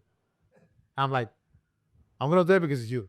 So let's try it. We do it. Yeah. So people would come, hey, Tony, I got the Subaru. You want to work with it? I said, all right. I'll give it a shot. I'll give it a shot. But hey, my thing, if you got to buy what I say. Yeah.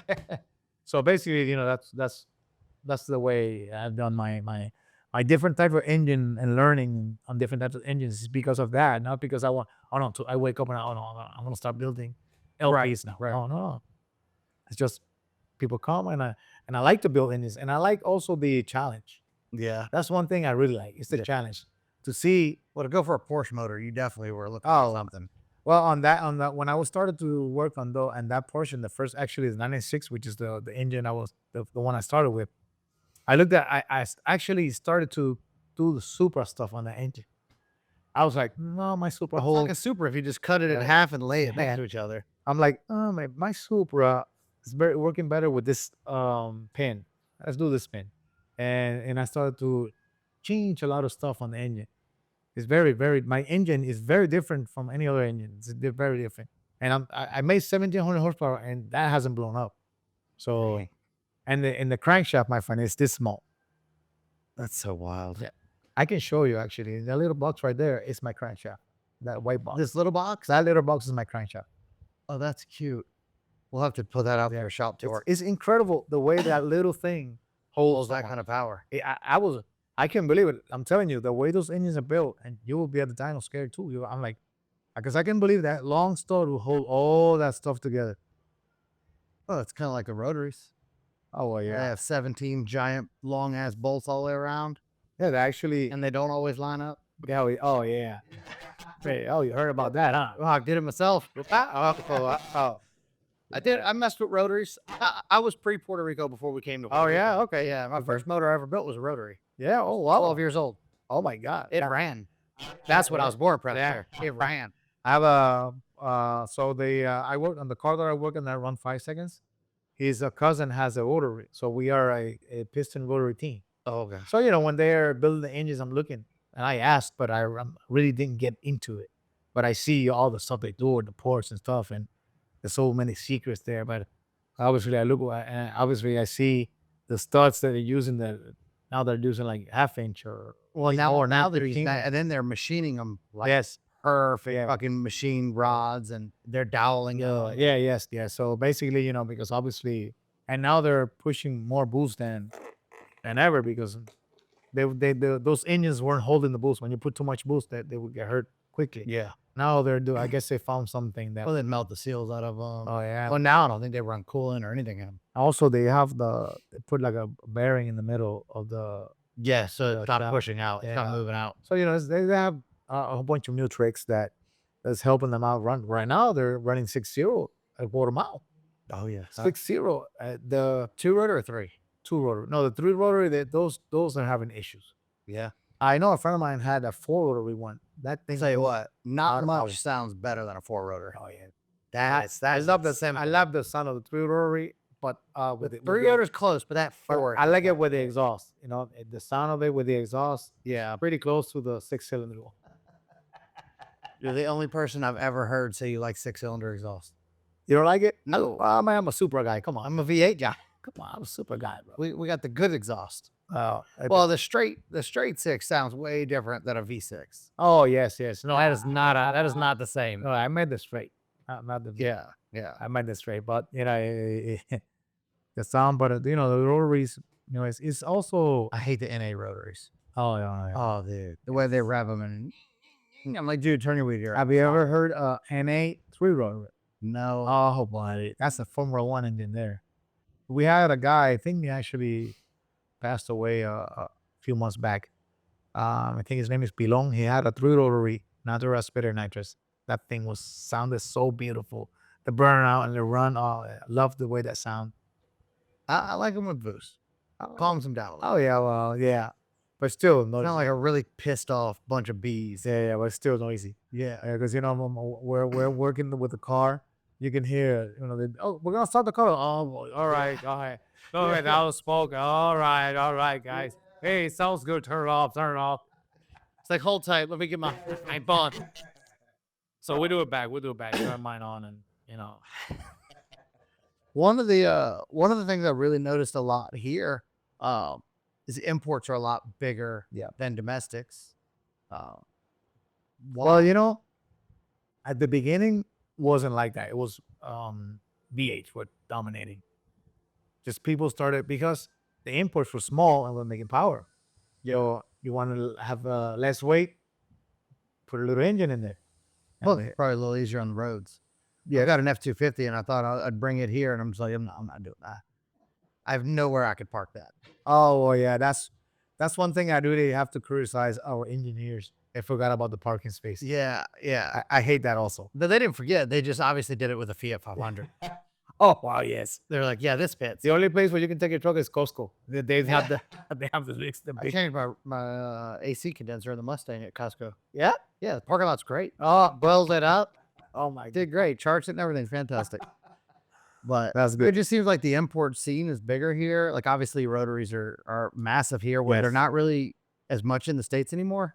Mostly because I think a lot of people in the States don't know what the hell they're doing. Yeah, I would Found say, very few rotary people that really kind of know what they're doing. yeah. Basically, if you look at the people that are in the States that are running good, they're Puerto Ricans. Yeah, I know. They're Puerto Ricans. Well, one's Canadian.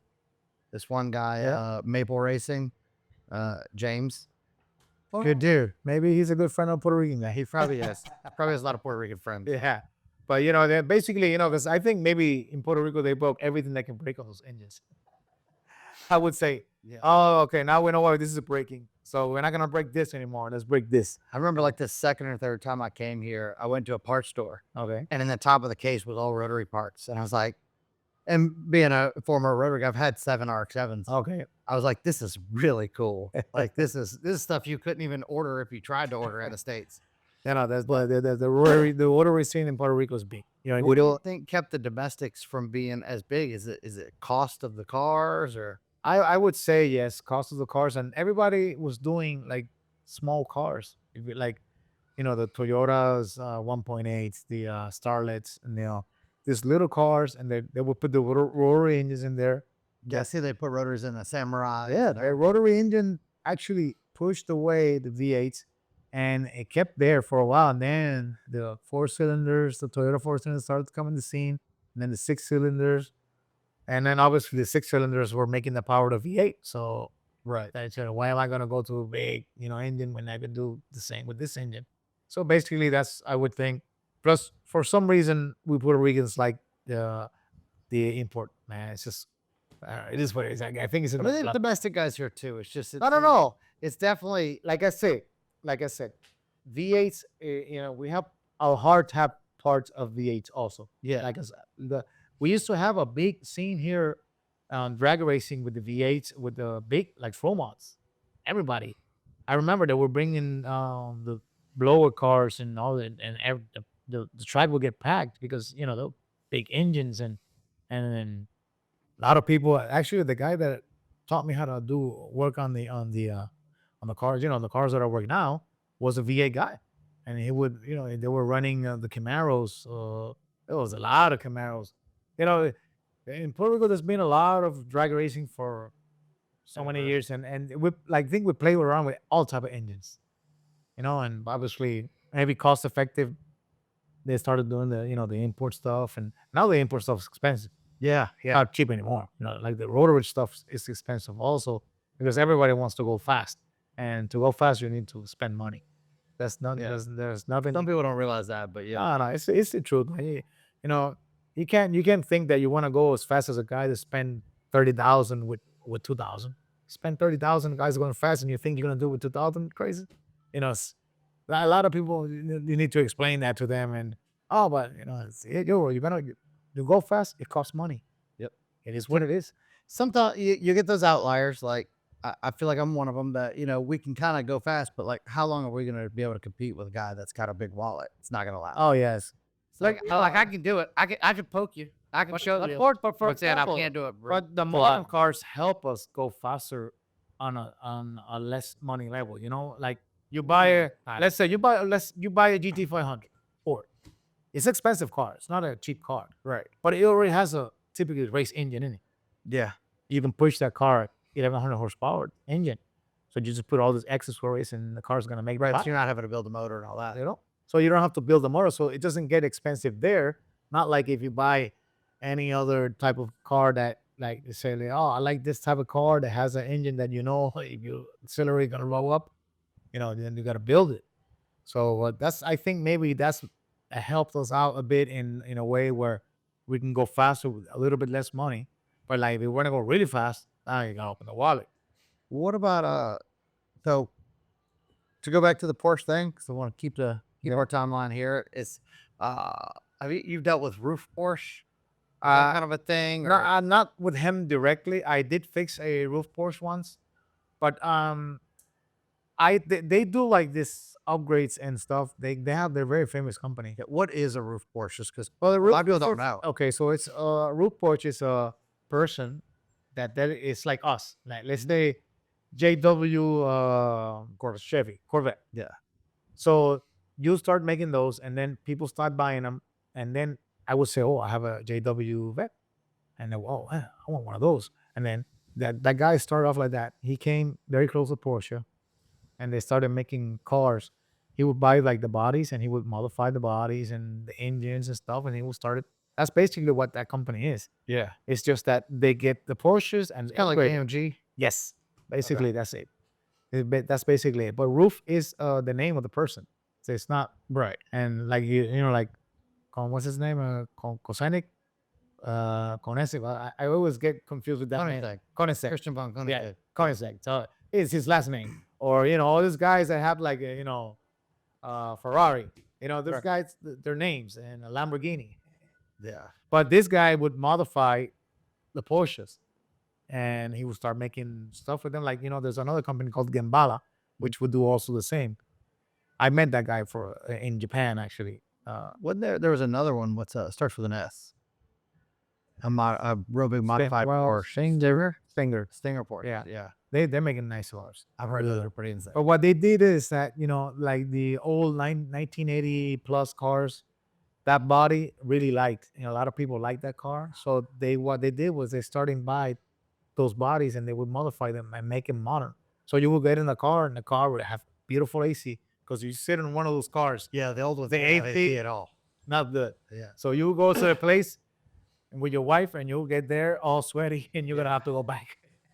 So that's basically what happened with those cars. And you would buy one, and we will come with no AC. So you have to install the AC. Yeah. Well, I mean, if Okay. it came with it, it didn't work worth the crap anyway. So of course, but then and obviously that company became very big because they started to make some crazy cars, man. Beautiful, racy. They were making much more power than the stock, and they had some this crazy designs. They would make holes on the back part of a car. Yeah. They would make like the rear windows. They would make them plexiglass and make them with the air ducts to go in the engine. A lot of stuff like that, and people started to like that stuff, and that company just blew up. Yeah. It became very famous. And they still are. They're still making cars. Now they make you a old style modern car. Right. So yeah, Restaurant. yes, they have modern transmissions. Fuel injection, computers, all dash, beautiful, AC working good, lights, LED lights, stuff like that. Obviously, they're expensive. $400,000 car. Jesus. Well, I mean, the 992 is what, 200 something thousand, anyways, right? Yep. Oh, In the state. oh, yeah, that's right. Yeah. I forget about that. There's a tire. We have a tax. But still, in the States, a 992 is more than that. I would say like 300 plus. So 450 here. Yeah. Yeah. So it all depends. Like now the GT3s RS, like the yellow one that I have here, that car is a natural aspirated car, but they only made certain ones. So Is that the one with the fixed seat? well, not this one, but they come. Driving one way the fixed. Oh seat. yeah, That was the most miserable. Yes. Miserable road trip I've ever been on. I would imagine. I get the point, but I don't like the execution. A lot of people don't like it also because it's a pain. And even to get down out of a car is a pain. It's hard to get out of it, and it's hard to move once you've been in it. Yeah. But I get that. so what did you progress to after? Because I look around, we see Lamborghinis, we see Audis, we see GTRs. Like, So after I started with when I moved my shop, the GTR started coming to the shop because obviously customers of selling Supras, and they got GTRs, and we started getting the scene working with the Supra with the GTRs. We actually ran pretty good with the GTRs. We got a lot of them running good. We're running actually not half mile, quarter mile, because for a while there was no half mile, and then the half mile started to come back, and then we started to do half mile racing with the GTRs. But I wasn't really like I didn't have like a tuner that would be next to me to work on those, so I can only go to a certain point. right. I can go over that because I was limited because of the tuning, and obviously by then I didn't know my tuner now. If he's a GTR guy right now, he tunes the GTRs is awesome. But if I would have had him back then, I would say maybe this would be full with GTRs also. Right. I have a few. I only work with a few customers of mine because I really know how to work with them because I know them. But it's got to be like something that I want to do, and you have the money to do it. Right. It's not like because a lot of people, because you can buy any car right. And today you can buy any car you want. You just finance it. And some people finance a car, and then they have a They can't finance afford the car, house. and then they want to do modifications, and you're like, "Oh, you want to do that? It's 30 grand. Are you crazy? No, I don't have a GTR. You have a GTR. Yeah. Yeah. So is you want to go fast, you got to pay the parts. That's what it is. So And it's with a lot of them, and you don't want to go with the cheaper parts, right? Because you want to make sure it's going to last for them. Because if it doesn't last, no, you that's kind not of true. save them.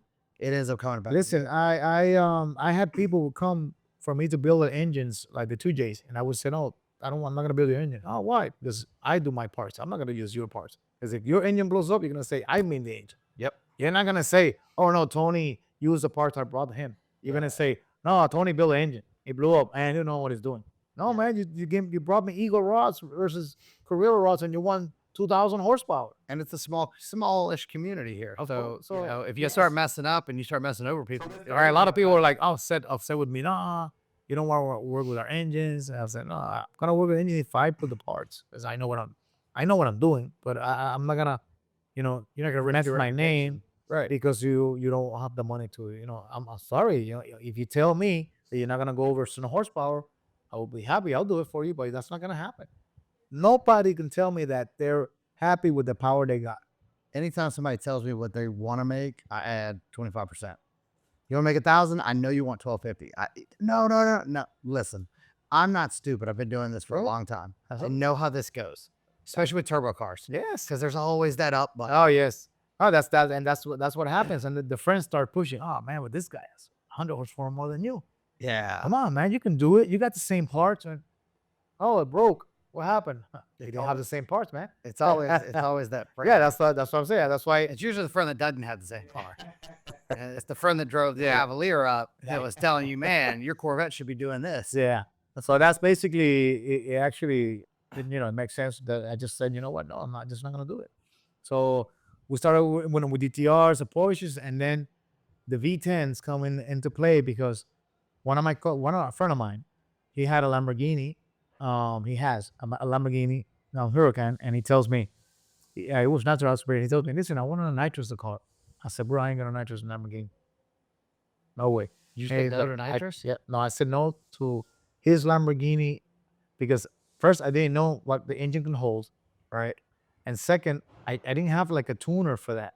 So I said, listen, you're gonna want to have a lot of nitrous, and we're not having the Ability to control it.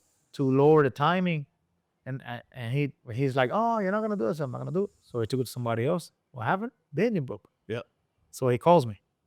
So listen, I bought an engine from the States, a junker engine to put in the car. I said, what happened? I noticed in the car, I said, I said, I'm sorry to tell you, but I told you so, right? And he's like, oh yeah, whatever. So he buys the engine from the States. They put it in the car. I wasn't working on the car yet. And they called me because they were trying to start a car and the car wouldn't start. And he was like, can you come and see what's going on? Help us out. So I get there and I said, what happened? Oh, it won't start. So I get like a pry bar and try to turn the engine. I was like, there's something wrong here. So the engine had an internal issue. It was a junker engine, but used engine. I said, so I called the guy. Said, listen, I'm here checking this engine. The engine was installed correctly. There's nothing very difficult to do here. It's a lot of plugs and hoses. No, you must have done something wrong. And I said, listen, there was nothing done wrong here. The engine is not good. Something's wrong with the engine. So the owner of the car gets upset and he says, you know what? I'm gonna turbo the car. Let's talk on the shop. So he comes to my shop and said, what we need to do to get the car running? I said, okay, so just buy piston rods. I'll take your engine apart and see what happened. So I take the engine apart and it just hurt because the plugs, they hurt the valves and stuff. So that was basically what happened. And the pistons were a little bit hurt on the top. So I said, listen, let's get the heads worked on, get valves, because I started to look around and there was valves, springs and stuff. Hooray, I have that stuff in stock. So we ordered that. We got the heads to get worked on. And we got the boost lawyer to do the turbo kits and stuff. And we bought pistons and rods. I bought them from Titan. because I heard that he was selling those parts. So I called him. I says, yeah, I have them. So I said, so I built it in. That was my Your first. first V10. That was my first V10. Or was that the second gen, or is that that was only Audi? No. That was the. Well, it was the. I would say first gen because remember Hurricane, Gallardo was a 5.0, and then Right. That was a they totally different engine. yeah they jumped to 5.2 like the more modern ones. Yeah. And then the Audi because there was a V10 Audi 5.0 and I'm sorry V8 Audi, and then they jumped to V10. Right. So The V10 was the Gen 2. yes. Okay. So but on the Hurricane it was V10 Always. always. Yeah. The Gallardo was a five. There was a V10 lower liter, and then they went to 5.2. Yeah. So they were like playing around, I guess, with the natural aspirated engine, making bigger, more power. What's crazy is how much power those motors will hold, being as they were built to be NA. So I Yes. know they were built to be lighter. Yes. So and they were built for the RPM. I really need to tell you that it surprised me so much because I couldn't believe the power they will hold, being a natural aspirated engine. Right. Because obviously they're gonna do everything light. They're gonna do small rods. Something that could spin up crazy fast. So I built the engine. Obviously, like I said, I ordered the engine manual, studied it, and the engine actually when the car got here, it didn't have the engine in the car. So I didn't take the engine out of the car. Oh, so you had to figure it out. Yeah, I had to figure out where everything would go. But Felix already was working on tuning V10s, twin turbo. So I called him up. I said, listen, I got this car I want to work on and I need you to tune it. I said, yeah, no problem. So he explained to me a few things on how the way the harness would go.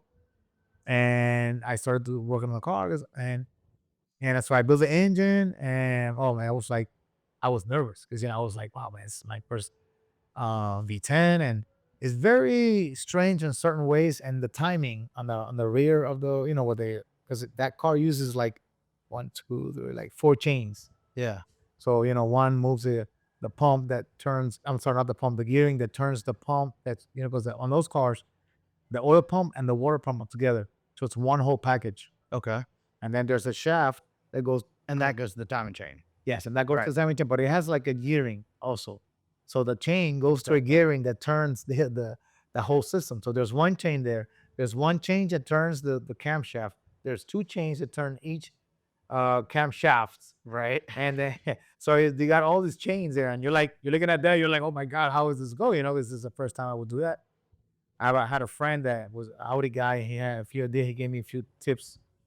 So I started to work with that. Obviously, like I said, I really tried to study everything, and I'm not like I don't know if you do it or not, but after I finish torquing everything, I like to I do a double check all the time. I'm very, very picky on torque. Yes. I torque spark plugs. Yeah, of course. Yeah. People make fun of me for that. They're like, what are you doing? I'm like, mine aren't coming out. Listen, I'm going to get in this. I'm going to drive it wherever I need to go. when I used to work at Lexus, I had this guy that the oil plug, he would put like 70 pounds of pressure on that thing. Supposed to be like He 15. would try to get it out, and you needed to do it with a handle. It would Yeah. not come out. And one day I got the book, and I said, come over here. Look at this. What does it say right there? 15 pounds. Yes. 15. And he's like, oh, but I never had a car blow the engine up. Bro, that has nothing to do with, you just need to make sure it just tight, because right now you're breaking the gasket. Yeah. Well, and then it's slowly fatiguing the threads Of out of the course. fan. And I'm telling you, we had issues with him all the time because of that. Yeah. All the time. And I that's why I say I always torque, and I explain to my son, listen, always torque everything. It doesn't take that much longer. It also honestly. gives you like a relief. I don't know if it does to That's you. for me. It's a peace of mind because I don't have to worry about. I know I can take that apart again and it will go back to how it's supposed to be. I don't have to think, oh man, I hope that was tight. I hope we didn't forget that. So this Market everything. Oh yeah, man. You see that right over there? I have a whole bunch of markers. Yeah. So on these engines, everything, all the bolts are stretched. Every time you use one So you bolt. use the gauge. Well, I use the gauge for the rods, but on the stop bolt, Mhm. they recommend you to throw away because Right. you torque them and then you give them like a degree. That's what we do in GM. So you're not supposed to use them. I've used them. We totally Yeah. use them. Yeah. So yeah, we know because they're not easy to get. Like try to order them and they take a while. But so I built the engine. I started to work with the engine, whatever. So we'll put it together, start the engine, everything's good. Tune turbo it, and we're happy. We dyno it. It made 1700 horsepower by then. Go, let's go half mile. I remember that. The owner of the car tells me, "Oh, there's some people that think that you're not capable of building this engine." I said, "Listen, don't tell me the names. Let's see them at the track." Yeah. Yep. So we're at the track, but he was upset. He was like, "Oh, I can't believe people, man." They were like talking about him also, like, "Oh, are you sure you can drive a car like that or whatever?" And they're like, questioning his ability and questioning my ability. And I'm like, you know what? Don't tell me that. I don't want all the names. Don't tell me the names. But when we're at the track and your car runs good, you're gonna go say hi to them. Yep. That's the way we did it. He did it because the car that day ran 214. We won the event. New package. New package. We won the event, 214. And we were all, happy, celebrating. I said, "There's one thing you got to do." And he's like, "Yes, I know. I'll be back." And he goes to the people that were talking.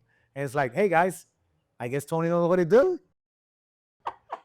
Hey, that's the thing. You're kind of like me on that. It's like all right, they can talk all they want, but like let's go to the track and let's see what they do. I'm more of action. The first C701 I did here, because I don't know Spanish, but I could hear the owner talking, and I'm like, look, man, we can either stop here, or you can just, keep quiet. Let me do what I do. We go to the track tomorrow. Yeah.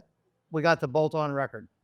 Is it? And I'm like, imagine that. You were so worried about what they did online. I told you, just leave it alone. Trust the process. He's like, well, we're making 200 horsepower less than they were.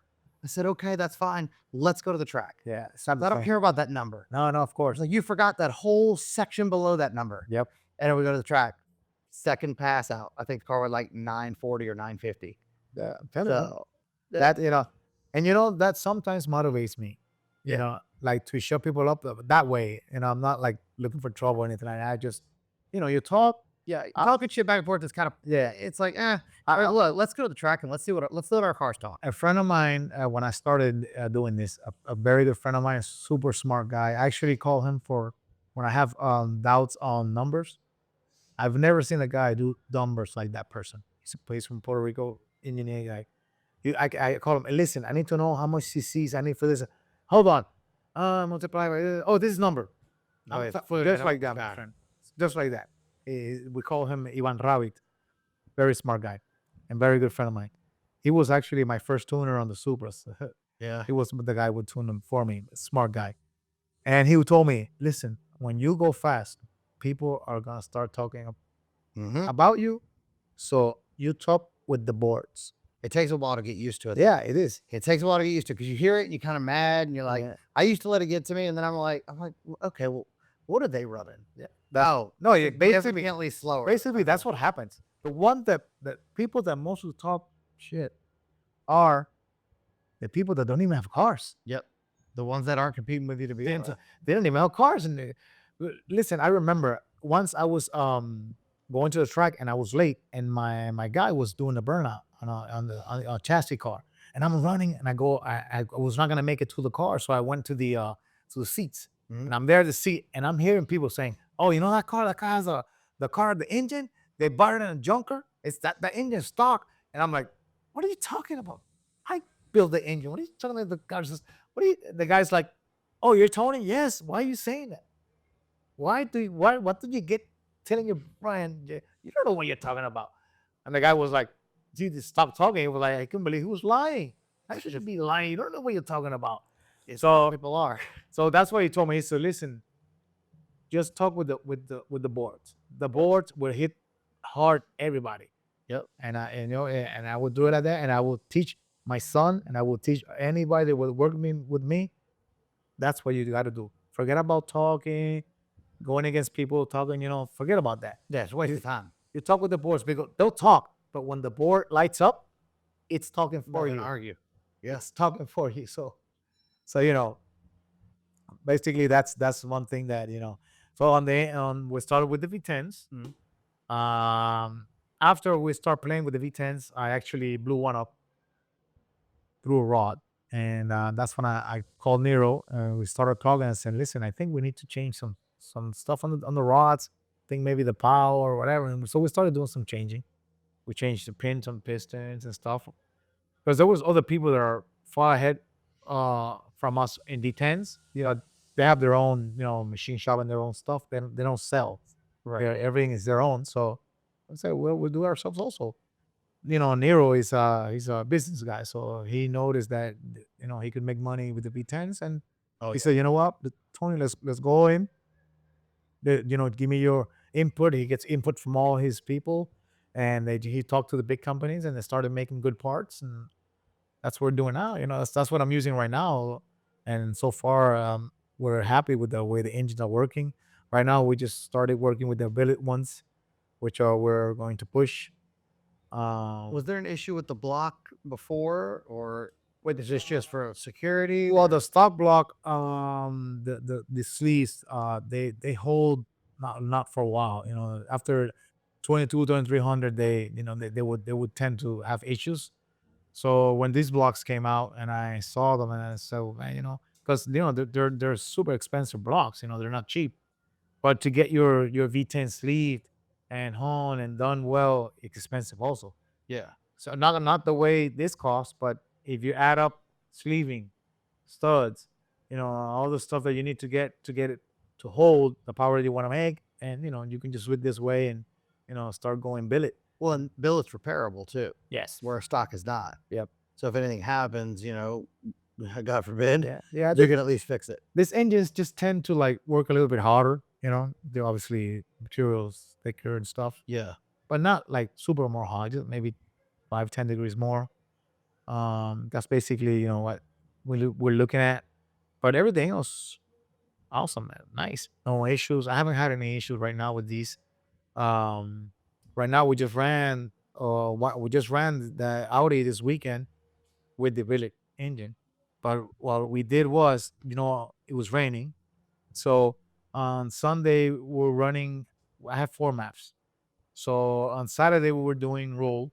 And I raced with the map 2, and we did 203 on the 1500 feet, and then roll race. Back goes the roll. Yes. Not that much. And then Sunday, our first pass was 232 on map 3. So it started to rain, and we just started, okay, so let's park the cars or whatever. So the afternoon came, and our competition with the GTR that you mentioned when we started talking, the 259, Yeah. comes out, does the mile an hour, and I tell my guys, well, come, let's push our car. We have the engine. I know we can push. So we pushed, but the car, it didn't like the track. The way the track was Well, it had a lot of moisture in it. yeah. So as soon as the car put the power, it started to go sideways, and the owner just not gonna risk it. And I said, listen, man, I'm not gonna risk your car, you or your car, or No. trophy. Forget No. about it. We'll run when we're gonna run. So I'll all put about another one out here. maybe, Yeah, yeah, those of course. Maybe I don't know if I might run the 259, but I am sure this car will run close to 250, or Right. maybe because I know on the ground in the States with the STO ran 261, I think, or something, or 260. Yeah, I saw their Uh, R8 do Yeah, 250 something. Yeah, Yeah, right at 250. When I went to Abilene, they did that. yeah. But they have a STO, Lamborghini STO, that ran 260 or 261, something like that. Yeah, that's a big. Is that a layer car? Yeah. Or Yeah. okay. Yeah, STOs. So that you got to help a little. Oh yeah. And the Aero, I'm sure, is a little better than a Audi. Oh yeah, the design. Oh yes. Yeah. I would say the Audi is much heavier than. But for example, those seats on those cars, man, you got to take them out with somebody they're super heavy. They even have speakers on the back. Oh yeah, yeah. But they're super heavy, and obviously with those with these engines and the turbos and stuff, we put big turbos in that guy. Oh yeah, I remember seeing it. Yes, I can't wait to push. Obviously push. But I know I can push, but I need the track to be there for us to be able to do it, because obviously we might take it to the States. See if we can race there with some guys and have fun. On December 7th. Well, maybe on December. We're trying to see, because it's like very close. Right. Yeah, So they got 3 weeks from now. Yeah, it's we have the Thanksgiving and all, well, and the other things might. I know there's so much going on at Yeah, the time. I actually told him this, and I said I would have done it later because a lot of people go on vacation. PRI's the next weekend. PRI, Yeah. there's a lot of people going to PRI. It's very difficult. I don't know if it's gonna be able for us to ship the cars there Right. because to ship the car, I need to get them running like normal so we can get them started and go because we're not gonna ship a trailer. Right. That's another headache. Plus, you got to take the cars to get checked by the police and all that. It's not. What does it take to ship something over there like that? For Like example, for a race. okay, so last year I raced Texas 2K, right, with both Audis that we work on. Didn't you win something there? We didn't win. We actually went into the Elite 8. Okay. We qualified 7. I consider that still a win, but all right. Oh yes, at 90 cars, Yeah. and we went 7th. I think. Yeah. Well, we were. Even people there didn't know us, and they were like, "Where you guys from?" Yeah. Where the hell you came from? I've been here. I've been racing here. I haven't been able to get into the Elite 8, and you come and you're already in the Elite. What's going on? And I said, well, we're from Puerto Rico. We've been pushing our cars in the half mile, so we have a lot of If you see what we could do in the half mile, imagine what we could do at half of that. of course. And so we went there. Obviously, it was our first experience. The owner of the cars were their first experience. So there's a lot of things we learn for next time we go. The competition, the way they race that over there is a bit different from the rule that we do here. Right. Because the way we saw it, I don't know if it's that way or not. That's the way we saw it. It's that the lead car, right? So if I'm leading, I'm supposed to go like a 60 mile an hour, let's say. But if you're the car that's gonna try to catch me, you can be in far behind and then break your momentum, and then you're gonna be coming in power. And when the guy is gonna throw the green light, you're already on power. I'm at 60 mile an hour, and that's what I noticed on our cameras. You would tell that my guy would float the car when he saw the green, but this guy already coming. Yeah. He's already coming. So for me to catch him, which was basically something strange for us, that the guy tells us, no, I'm supposed to be the lead because I'm faster. You take the lead. So he gave us the lead, even though he was the fastest. Because chasing was Of going to get the course. advantage. But I mean, technically, they shouldn't have allowed that anyway. Is that what? Well, that's the way we saw it. A lot of people that we talk to say that it is fair enough, but I'm not a guy to give excuses. Really? I like racing. If you're not both at the same mile an hour. Oh, yeah, at the thing, yeah. then Yeah, it's. But not for example, in Texas 2K, you don't have like here. And when we used to do road racing, here we had like the police thing, tells you the mile an hour. yeah. But they don't do that now. But before, Oh, they had a board. yeah, a board that would. there was a board where you can see your mile an hour. If you're going over 60, Yeah, that- throw it. they will throw it. And so now what they do is they try to see that you're more or less close to each other, and they will give you the green. They will not let you do this No. and give you the green. Well, because that would Yes. obviously give the advantage to the. So that's person coming. basically the way we saw it. So that's a learning thing, That if it's legal there, it's legal. I'm not the one that made it. Next year, just let them leave. Of course, of course. That's something I learned. So In the back, there's a Celica. Yeah. 1, why Celica? 2, what's the story on that? All right. So the story on that car is I bought that car for my son. My son is already at the age where he wants to drive. He has driven street cars and stuff like that, and half mile and stuff like that. But on that type of level, it's got to be on a racetrack where there's a control security and stuff. Where anything happens, there's an ambulance, there's stuff that can. So that Celica actually is the beginning of my 5-second era because the owner of that car, very good friend of mine, bought the car. We started working on the car, and that was my first 5-second car. They were a quarter mile, not 8. Quarter mile, yes, quarter mile. That About car a ran quarter. 594 at 248 in Orlando. We were actually not the last ones to go to get there versus other mechanics in Puerto Rico that are running 5 seconds. So so I bought this car from him. He tells me, listen, I want to go to a bigger car because he wants to go by 7, by 6. I don't He's mind felt going. 90 is not enough. Yeah. The thing is that when you have like the real racing in your blood, you never stop. Right. You know how it is. Oh yeah. Like I said, you make 1,000 and then you're thinking, man, I wonder what I can do to make 1,100. And maybe I need to buy a bigger turbo. Or I need to buy a bigger whatever. So basically, that's the way it is. So he tells me, let's help me sell the car. I said, listen, I'm gonna keep the car because I'm gonna get my son in it. And he's like, well, cool. So we bought the car. My son's like, the car was blue. My son's like, Dad, I want my car to be white. I say, okay, want it white? We'll get it white for you. So we painted it white and we're almost finished with it. Right now, what we're missing is the wiring for the computer Mhm. and we can start the car. So What are you gonna run on it? it's a Not 2J. Microtech, huh? No. It's going to be Engine Pro, which is the one that we're using now on the other Pro car. Okay. We were the tuner of the car. Very nice guy. He's a Brazilian guy. His name is Geraldo Bueno. Actually had to do something with the fuel tech.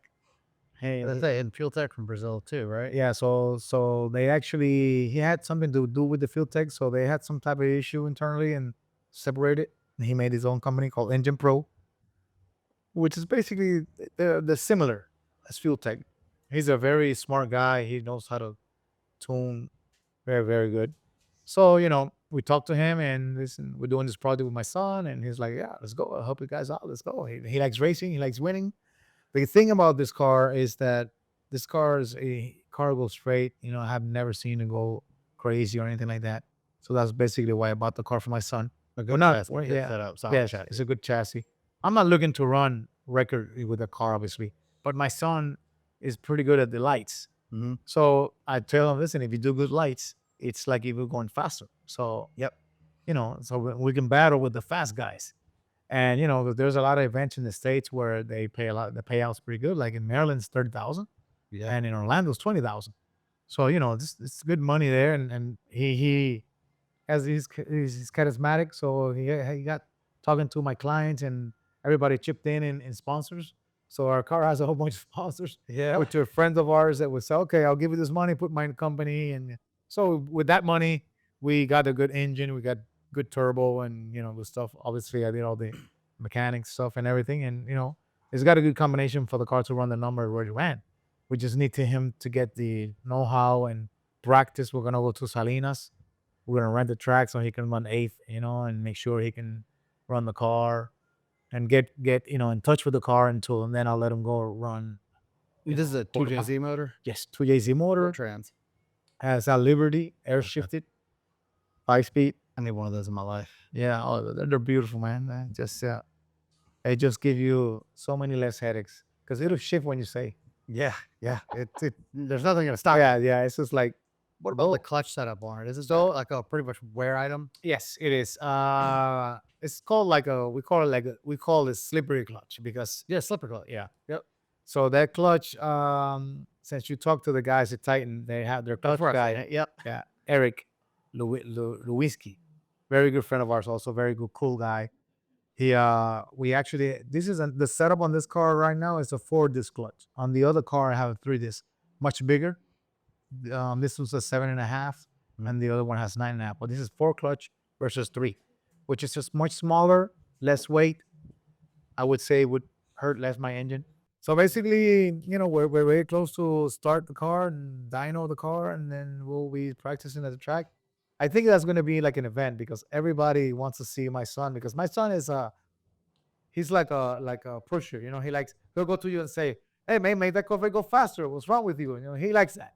So now he has to know how to deal with that coming back to him. So not only that, he's gotta know like what happens when you do that. And then now I gotta fix my own car. Because he's busy fixing everybody else's car. No, he's gonna know what it costs also. That's because it's not the same as you spending somebody else's money when you're spending your money, right? Especially in that category, it's expensive to run. Turbos cost $5,000. Oh yeah. Yeah,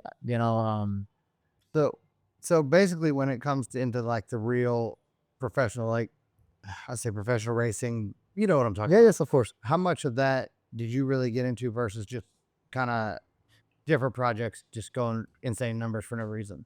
Well, like on that type of like my friend, the way that I started going into that, like in the like pushing the cars and pushing those engines after the Supras, was that he had a Supra and he had an accident with the Supra. And he's like, well, he sold the Supra, crashed and we sold the parts. And he's like, hey, so what are we gonna do?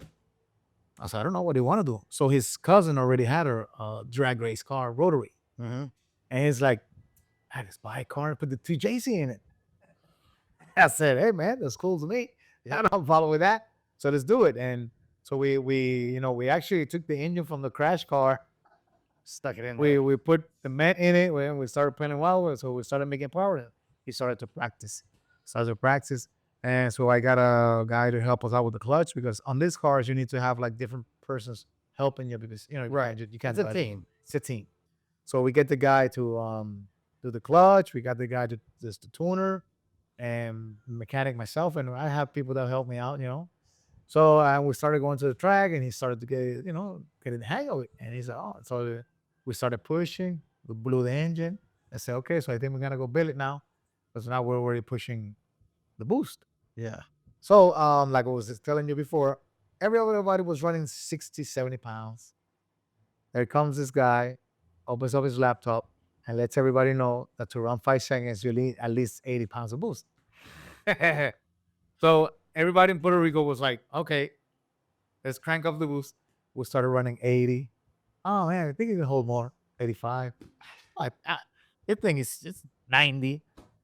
What? 90? Let's do 100. When I saw my laptop log say 100, I was like, oh my God, I can't believe I'm doing 100 pounds of boost.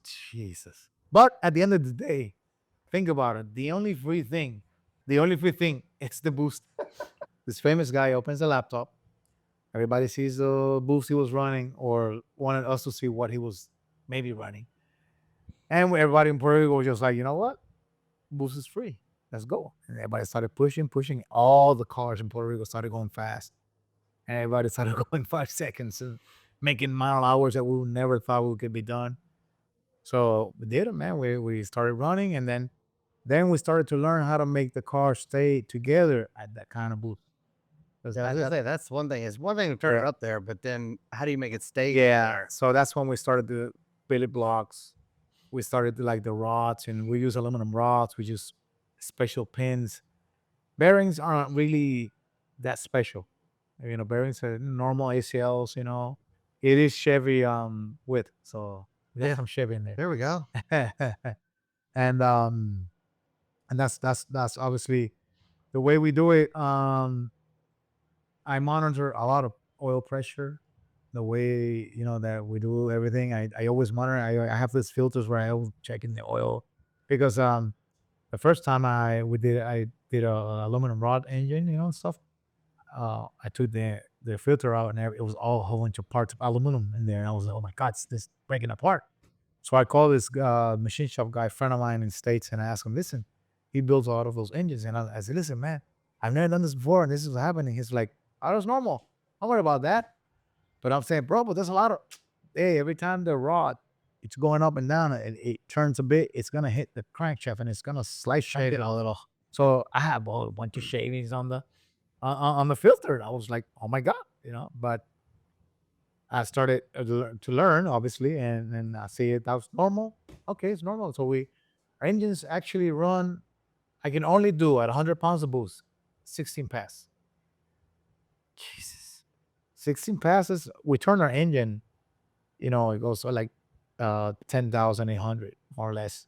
So We run 16 pounds and then change the rods, change everything out. we run 16 just the rods. We run 16 passes, and we take it apart. And because where we're hurting right now is where the pin goes.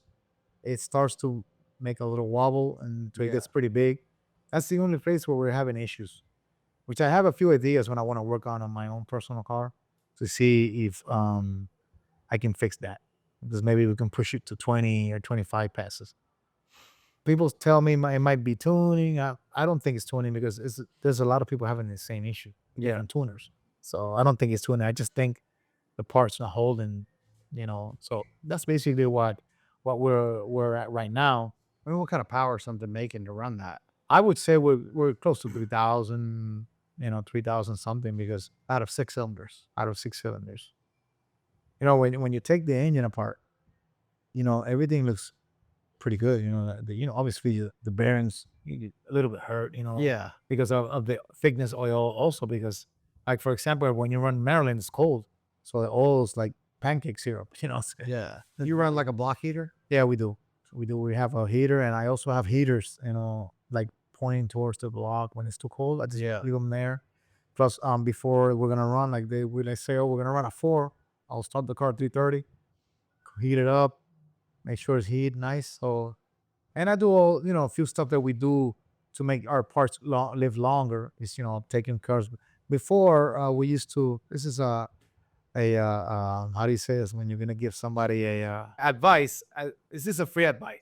We used to run the car, and as soon as you go through the line, you would shut off the car, right? We don't do that anymore. Well, because the oil. No, we Right. let it idle because the valves are red hot, and if you turn the car off, the valves out, exhaust valves is out, Yeah. it'll tend to bend. So what we did, we started doing that. Just do the run, just let go of the throttle, and let it idle. And you go, let it idle for a few minutes and shut it down. That just doing that, my valves started to last much longer, because before, How many valves did you damage before you figured that? oh my God, yeah, we damaged a lot, because you will actually hear the car. With you shut it off when a car is ready to run the second run, you're gonna hear, you go, oh, no compression here, something's going on. Yeah. So you would notice that. Now, it still does it a bit, because obviously those valves are getting hammered, but they get hammered now less because we let them cool down. But before, obviously you turn off the engine, one of the valves is gonna be sticking out, Yeah. and if it's sticking out, it has weight. It's red hot. It's gonna bend something. So basically, we learned that, and we started to do that. The engine just was much longer. Plus, I noticed also that when my idle oil pressure, when when you let go of the throttle and it will go close to what it has when it was cold, engine's okay. When it will go 5, 6, 7 pounds less, I know we're having issues. It's already hurt. Yeah. Yeah, listen, man, we're pushing so much power, and any little stupid thing can, over rev the engine, or maybe the clutch, our clutch. Didn't couple fast enough. Yeah, it's didn't couple fast enough, and over rev the bit. Those little things, can hurt stuff. Yeah. And Especially at that power level. Because even for us, 1,500 horsepower, yes, you start getting it. It's a whole nother world of tuning. and we had to actually I say we, but my hat off to the guys at Titan. They were actually the ones that tested all this stuff. Like, the valve stems on our valves are different from stock, because the stock one just would not last. So Yeah. they started testing all this stuff, and obviously they were the ones with the R&D. We just bought the parts. We still get R&D. We still give them feedback, and maybe because obviously new turbos, right now, man, we're 110 millimeter turbos, Yeah. or 6-cylinder engine. So we have to beat the engine for it to spool up so we can launch. Well, the cool thing is that, something I really liked about Titan, I've always really respected, is that they listen. Oh yeah, and they execute. Their R&D is next level. Yep. So when they tell you something, you can usually take it to the bank. That they've already talked to the racers about it, and the racers have helped him. Yes, design it. that's basically, that's all true right there. They do, like, for example, when things happen to us on the V10s, I call them, listen, this happened, may talk to you guys, and because he's not building the engine himself, so they don't know I am. Yeah. So I'm giving them, the information, so we just keep making things stronger and better. So, that's basically what we're doing. And obviously we have a good relationship, and, I've never had issues with them, and we've always, helped each other out. So even at the track, we've done things like, for example, the year that I won Maryland, I had parts from everybody. Because, for example, we did a pass, we won the pass, when we come back, my tires were broken. Oh, there's no tires in stock. The truck left. So I went to the pits. Hey, I need tires. Oh, I got those used ones. Take them. So Yeah. this guy gave me the tires. The other one gave me fuel. The other one, and everybody was like, and we won the event with different things, man, from everybody. It's crazy. But on the drag racing scene, it's very different from the street. Yeah. Oh yeah. This is very different. Obviously there's competition, but there's a lot of people help each other. That's something that's you can't. It is what it is. If I break something and I can help, and you break something and I can help it, like drive shafts. We have spare. You come to me. I need a drive shaft. It measures 38. Oh, I have one's 38 and a half. Okay, let me see if I lent this guy a drive shaft, and he actually got his new record. He's like, hey, I'm gonna keep that drive shaft, man. The car could run better, because everybody wants to help each other out. We're enemies at the line, not outside. For the most part, at a lot of events, especially the events here, that's the case. But a lot of the events in the States aren't like that. No, People kind of pit with their own spots, and everybody's kind of, yeah, I don't want to say they wish bad on everybody, but they definitely don't. They don't network like they do here. They don't work together like they do here. Right. And it seems like the import world shares a lot more than I think so. Yes, also yes. I would say yes. which I'm hoping that changes over time. And people just kind of realize, like, if we work together, everybody's we're going to gonna go faster. Force. Everybody's gonna. It's much easier to push something heavy with a lot of people than just by yourself. So Exactly. yeah, I agree, 100%. Because like I said, man, last year we broke our engine in Maryland, and our neighbor said, I have an engine ticket, and we're like, bro, it's a brand new engine. I don't care, man. Let's go racing. Come on. Yeah. Because we had won that round, and he's like, oh, go. Let's go to another round. Don't worry about it. And we're like, oh, just get me an engine that cost all this money, and just because you want to see a race. So yeah, it's I would say the import war is a bit different. Yes, Yeah. I would say yes, but hey, man, things change. Right. Doesn't mean that they can't come around. Yeah. Maybe we make enough awareness of it. The domestic guys stop being buttholes. We'll see. But I mean, like I said, I used to be the same guy. I used to, I wouldn't want to tell nobody nothing. I was just like, and lately I've just been like, I can help them because eventually I'll need the help. Yeah. So, and you also know that the guys that are the cocky, dumber people, you can tell them till they're blue in the face what to do, and they still won't do it. Oh, they'll do it wrong. Yeah. Guaranteed. Yeah. So I don't mind. Like, people ask me all the time, what's in your car? And I've listed it out. This is what's in it. Oh, there's no way that'll go that fast. I'm like, well, it does. Yeah, that's what it has. And if you did the same thing, you would go just as fast. Like, and they still don't do it. Yeah, I know. I've teach a lot of mechanics that have come work with me, and I just, for some reason, They always get smarter when they leave for some reason, right? it's just listen, I give you a recipe and it still tastes bad. Yeah. Yeah. I was like, what's going on, man? Yeah, I give you a recipe. You're not doing it right. And I've dealt with that for so many years. Yeah, I'm like, look, dude, I'm going to tell you how to do it. And if you don't listen, whatever. I don't care. But Yeah. Well, like for example, the day you guys came with the fuel, yeah, I gave you guys help. I was like, listen, you see, but that helped you because you were willing to test. yeah. What did I say? I said, I've always learned to shut up and listen. You tell me what to do. I'll try it. And I was blown away. I was like, this is super cool. yeah, man, it's nothing wrong with that. Like helping each other, that's nothing wrong with that. Because in a way, obviously we made friendship, and We also went 202 with a Corvette. yeah, also we did the Wrecked that. So that's important. that little tidbit, that Yep. little bit of help. Oh, it so I helps. knew- But like I said, man, there's always somebody that might know more than you. Always. So you can't just shut down, because I've had issues where I'm fixing a car and I'm not going crazy. And this guy comes next to me and says, hey, what's that keyboard for? Oh my God, that's the problem. Oh, yeah. What, man? That's the problem? The guy said, oh, I'm sorry. I saw the keyboard. Maybe. Oh, that's it. Thank Yeah. you. Yeah. It happens. Hey, you know what? My tuner, he was working on GTR here, and he was trying to put a fuel pump together, and I could hear him I remember swear. that. He was so mad He in the was back so- of that car. And I'm like, hey, stop. And he's like, what happened? Let's go. What do you mean, let's go? Stop. Let's go. Let's go home. Let's get rest. We left. I went home, turned on the barbecue, with some meat, whatever. We're talking. We drink some wine. Let's go to sleep. In the morning, 5 minutes. It took him to finish the pump. Yep. I said, told you.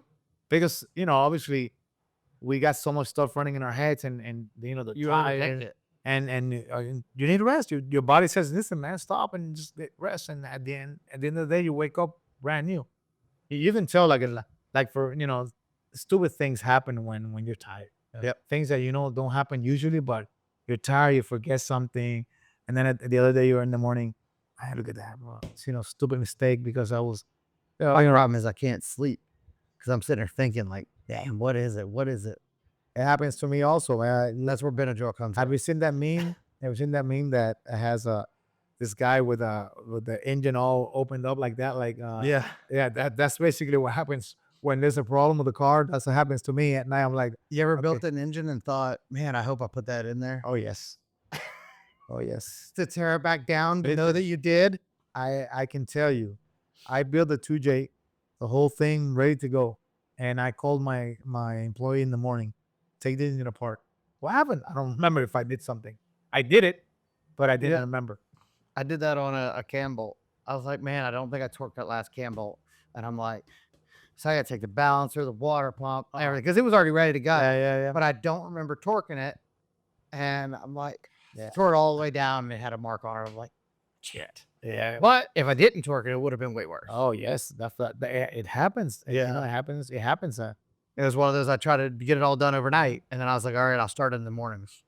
Yeah, that happens to me, man. And then that's just things that happen to us mechanics, and we're always working and thinking of want to do something better.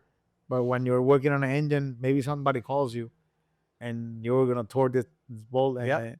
I think that's what it was. That somebody had called me and and I guess I blocked that part. yeah, it's And I'm like, oh, that crap. it happens to all of us. I think it has happened to all of us. It's just nobody can tell me that hasn't happened because now the future guys, they can use the little cameras and let me see if I torque this. Oh yeah, there it is. Yeah. It's torque. Yeah, now I've got a camera I could stick in, use this little dial, it flips back around. It's got 3 cameras on it. I'm like, Yeah, oh, well, this is perfect. Yeah, the new tools, man. Yeah. New tools are awesome. Surprised they don't X-ray the freaking cover just to see it. That would be. Oh, let me see. Oh yeah, look. Yeah.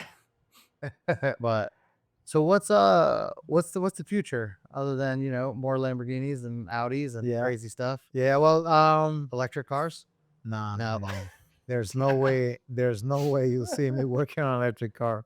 I saw these big companies, like Porsche and I think it was Porsche and Toyota, and they're like, we're not gonna do any more electric cars. But hybrid. Hybrid is Hybrid different. hard to argue with. Yeah, hybrid is different. I have a Toyota Tundra pickup truck, 2022. It's hybrid, and I can't believe that it doesn't waste gas sometimes. Is it hybrid like it has an electric drive motor, or hybrid like it just uses the? Well, I guess it's hybrid. It runs on electric, but the engine powers the drive on. Yeah. Okay. What it does is just helps the Like just for for an assist. yeah, yes, an assist. For example, you're at a red light, the engine shuts off, but everything else is running.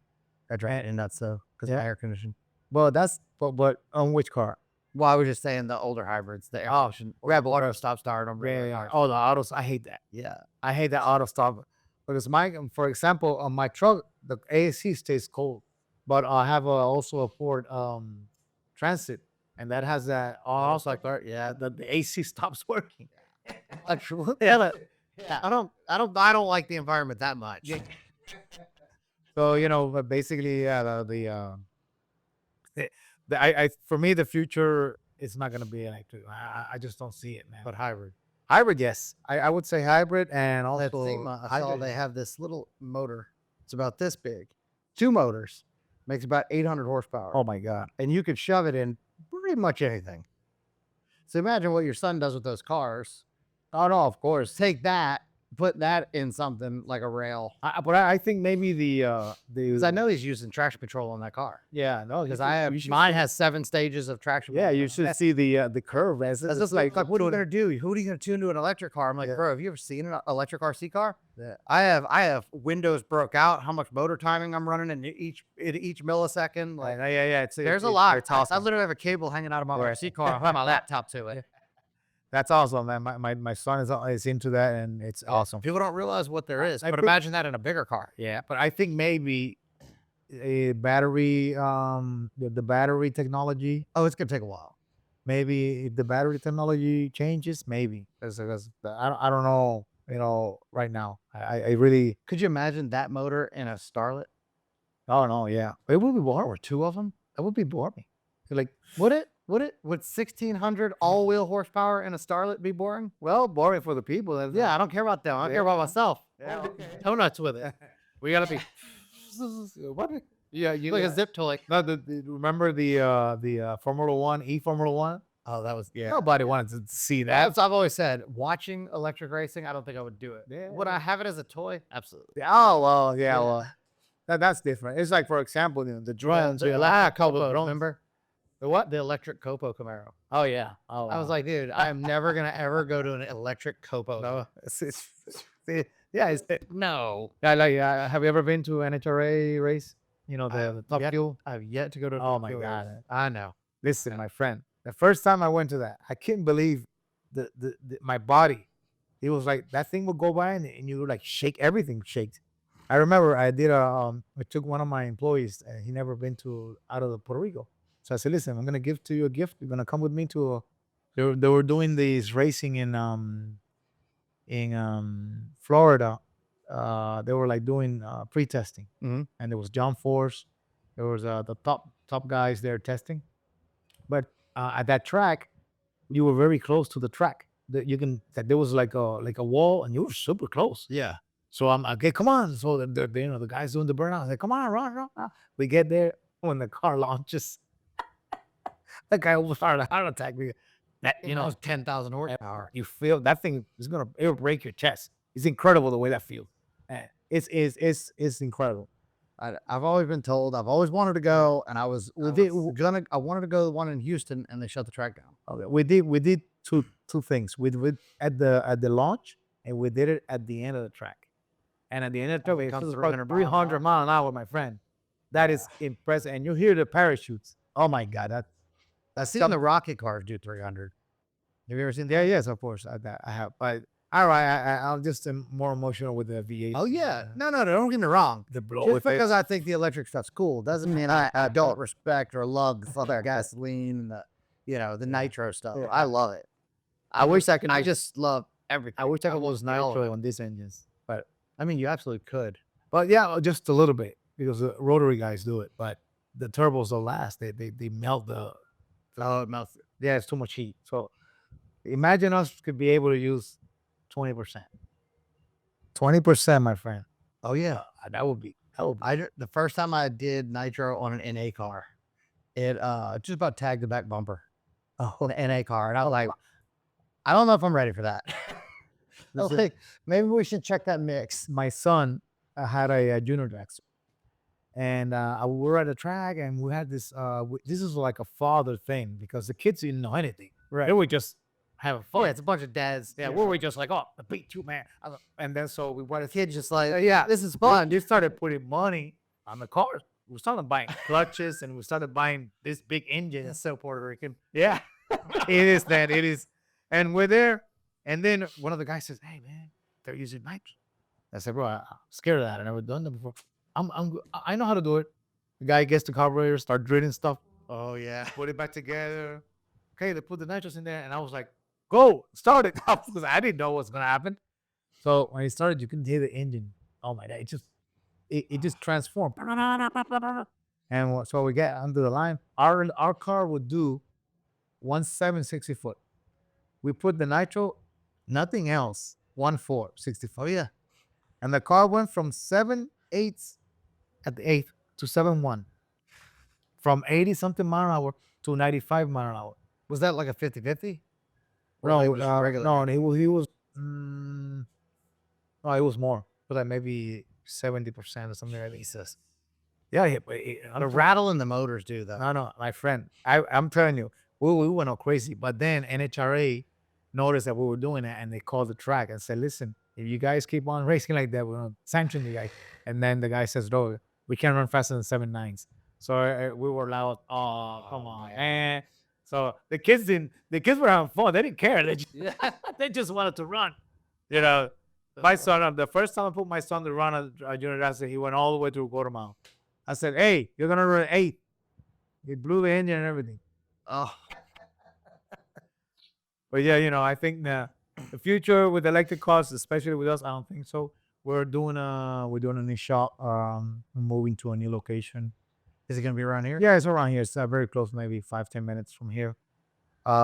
Different way I want to do things. Obviously, like I said, the mechanic side of the shop is going to be with AC now because heat here is a bit high now. Um, and we're gonna do, we also do storage for cars, so we're also doing some new things for that, and obviously we want to keep pushing with the V10s and the GTRs and whatever comes to the Porsches. Right now, I'm building a few 991s with hard parts inside. See if we can make 1300-1500 horsepower on my car. But I like the Porsche. It's a fun car, man. I seen it's a fun car. The thing, package works really. yeah, and super reliable. And the thing is, man, you put the car normal mode and you're driving around, you don't feel anything on the road. Oh, you want to race Sport Plus? Let's go. So that's something I really like. Also like that on the Audis. The Lambos is like a Sunday car for me. Lambos, you go on Sunday drive, you push, if you want to turbo it, whatever. But your back is gonna suffer.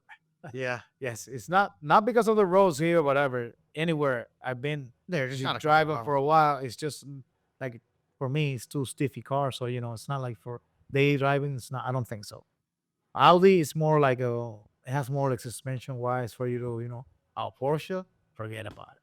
You want our reliable everyday car? You buy a Porsche. Yeah. And I ain't getting paid for that. There's a guy in Houston that I raced a lot with my Corvette, and our Corvette's pretty fast. I think he's just got maybe turbos on it. He's got to be making. He claims 800. Okay. My car makes 1,000, and we're like door to door. Oh wow. Like he's definitely up there. Yeah. But that definitely opened my eyes because it's just a nice, calm, smooth car. Another thing about that car is the way that it holds the value. Yeah. You buy a Porsche, let's say for $100,000, and you sell it 3 years later for $100,000. That's the crazy thing about most supercars. It's Most crazy. supercars, they hold their value really well. It's crazy. Like, for as long as you don't blow it up, Yeah. or rip everything apart. For example, I'm a huge fan of the F40, Ferrari F40. That's one of my favorite top cars. And I remember a friend of mine, they told him, listen, I have one for 250. You want it? 250,000. I'm talking about 20 years back. Oh, they just sell everything, and a kid need to buy that. And he's like, no, I'm not interested. And we talk about that now, and we're like, man, that car's for $1 million. Let's say that car's over $1 million. $1 million. And we could have got it for 250, and the car was top shape. So my tuner Felix, he used to work on those cars all the time. F40s? Yes, because what he used in New York, there was this company that would get those cars and make them Motec because the computers were having issues. Yeah. Our computers, and they would make them Motec, and he was the one to tune them. He worked on a whole bunch of cars of those, and he was very good friends with the owner of the dealership and stuff. And he talks to me about those cars, and I was like, don't tell me anything, man, because that's like my favorite car, and I haven't been able to drive anything. And I see them, and my jaw just drops, because a lot of people come here like, oh, the Lambos and stuff, and I'm like, oh, yeah. But I see an F40, and They had one at the half mile in Abilene. yeah. Yeah. Oh man. They had that next to a Carrera GT. Oh, correct. There's a Carrera GT here. I'm sure there is. There's some wild cars here. Carrera GT are 3. There's 3 here, and there's one, the hybrid one, which is the 918. Yeah. So the 918, there's one 918 and 3 Carrera GTs. So those I remember I went to Florida a few years back, and there was a show about Porsches only, Mhm. and they had those cars, man, like Toyotas anyway. It was just something crazy because you don't see a Carrera GT often, Yes. right? And then you see a Carrera GT and an F40 sitting there. I'm like, what the hell? But I remember.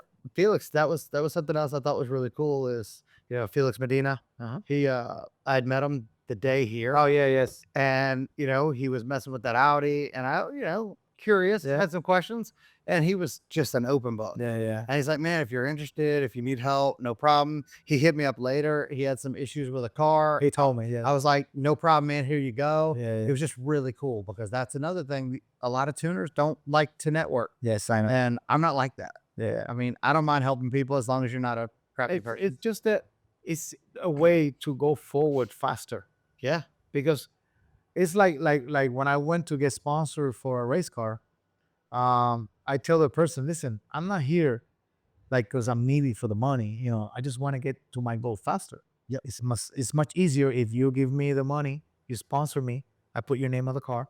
With that money, I buy the parts and I'll go where I want to go. I'm still going that way. Yeah. It might take me longer because I don't have that money right now to do all that at once. But if you help me, we'll get together faster. Yeah. It's the 100%. same as tuning, or like if we're like for example, with the R&D we're doing with these engines, I break something, and the person that comes next is not gonna have the issue I have because I fixed that issue. Yep. Because I tell my guy, listen, we broke this, it's gotta be stronger. Okay, let's make it stronger. And the other guy, and let's use this gasket, let's use this studs, and hey, use this better and better. This routes are better than this, and and we help each other out. And when we go racing, you go racing. You don't care. There's nothing wrong with that. That I help you out, get some parts, so you help me. And you always keep a few secrets to the Of course, Yeah. yes. That's like I can tell you how to use the way I put my silicone in. I try to tell you, and you to do it the way you want to do it. Yeah. And maybe you might leak, or maybe I might leak.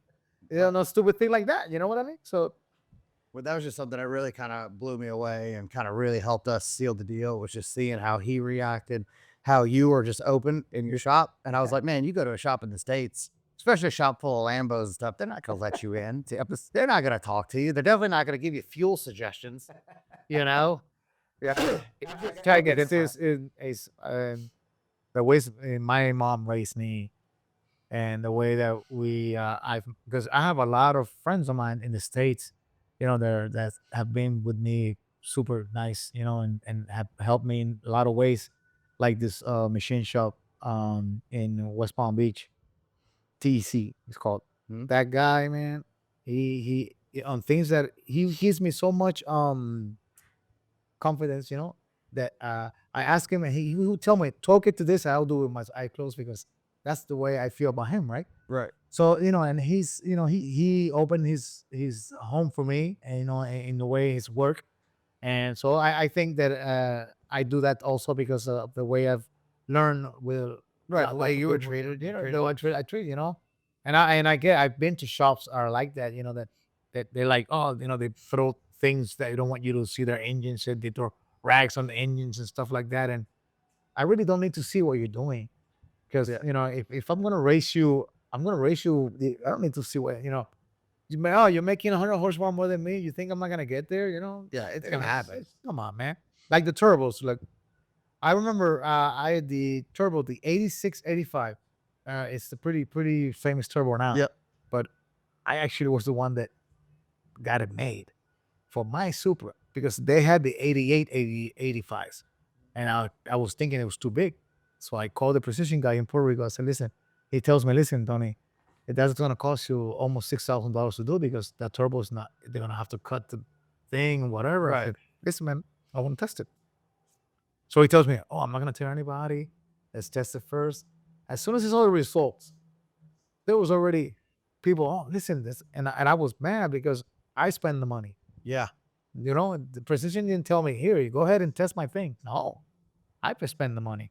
And then I spend the money, and then they offer me like, oh yeah, we're gonna put your car in the magazine, and we're gonna, that's say, cool. Thank you.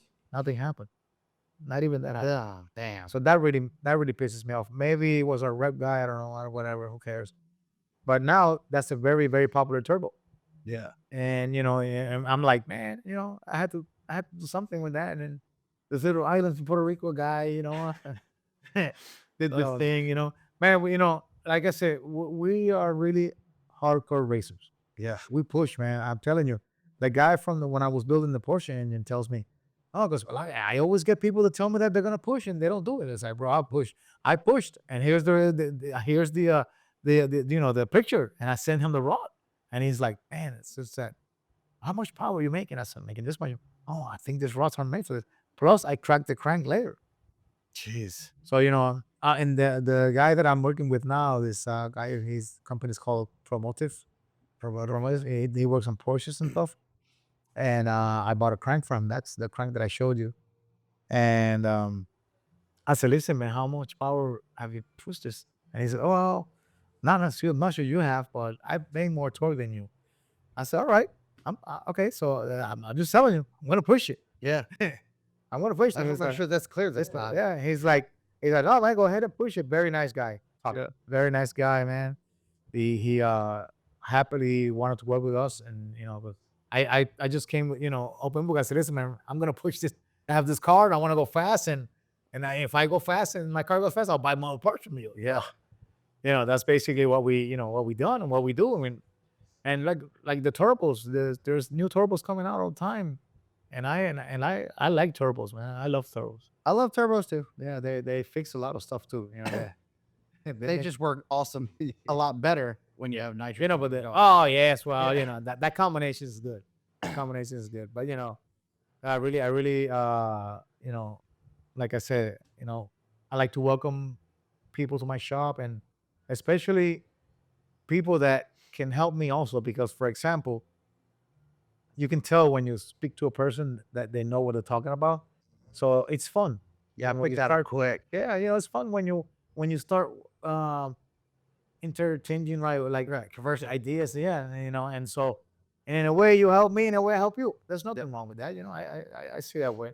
It's not like obviously if you would have came here thinking that you're Mr.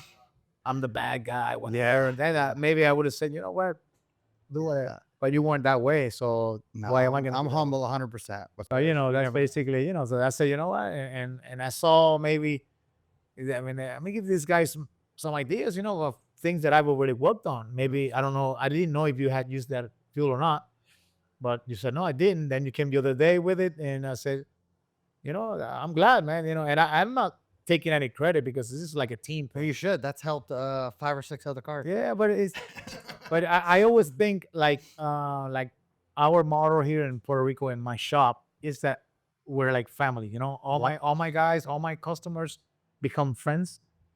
And when we're at a track, if anybody needs something and you don't need it, I will take it away from you and I will give it to him. Yeah.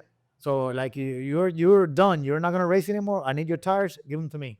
Let's help this guy. And nobody minds. Yes, that's the way. That's the way it needs to be if you want to be in our team. Poor Carlos. Every time his car breaks, we steal all his parts.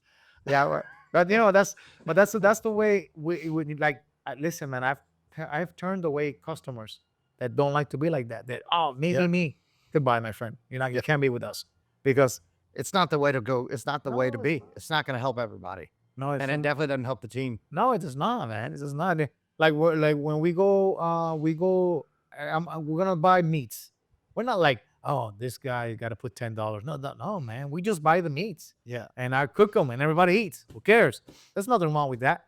It's and something, and you bring the drinks, and she brings whatever, and everybody just collaborates and brings stuff. And yeah, at the end of the day, I love racing. That's one thing that's in our hearts and stuff.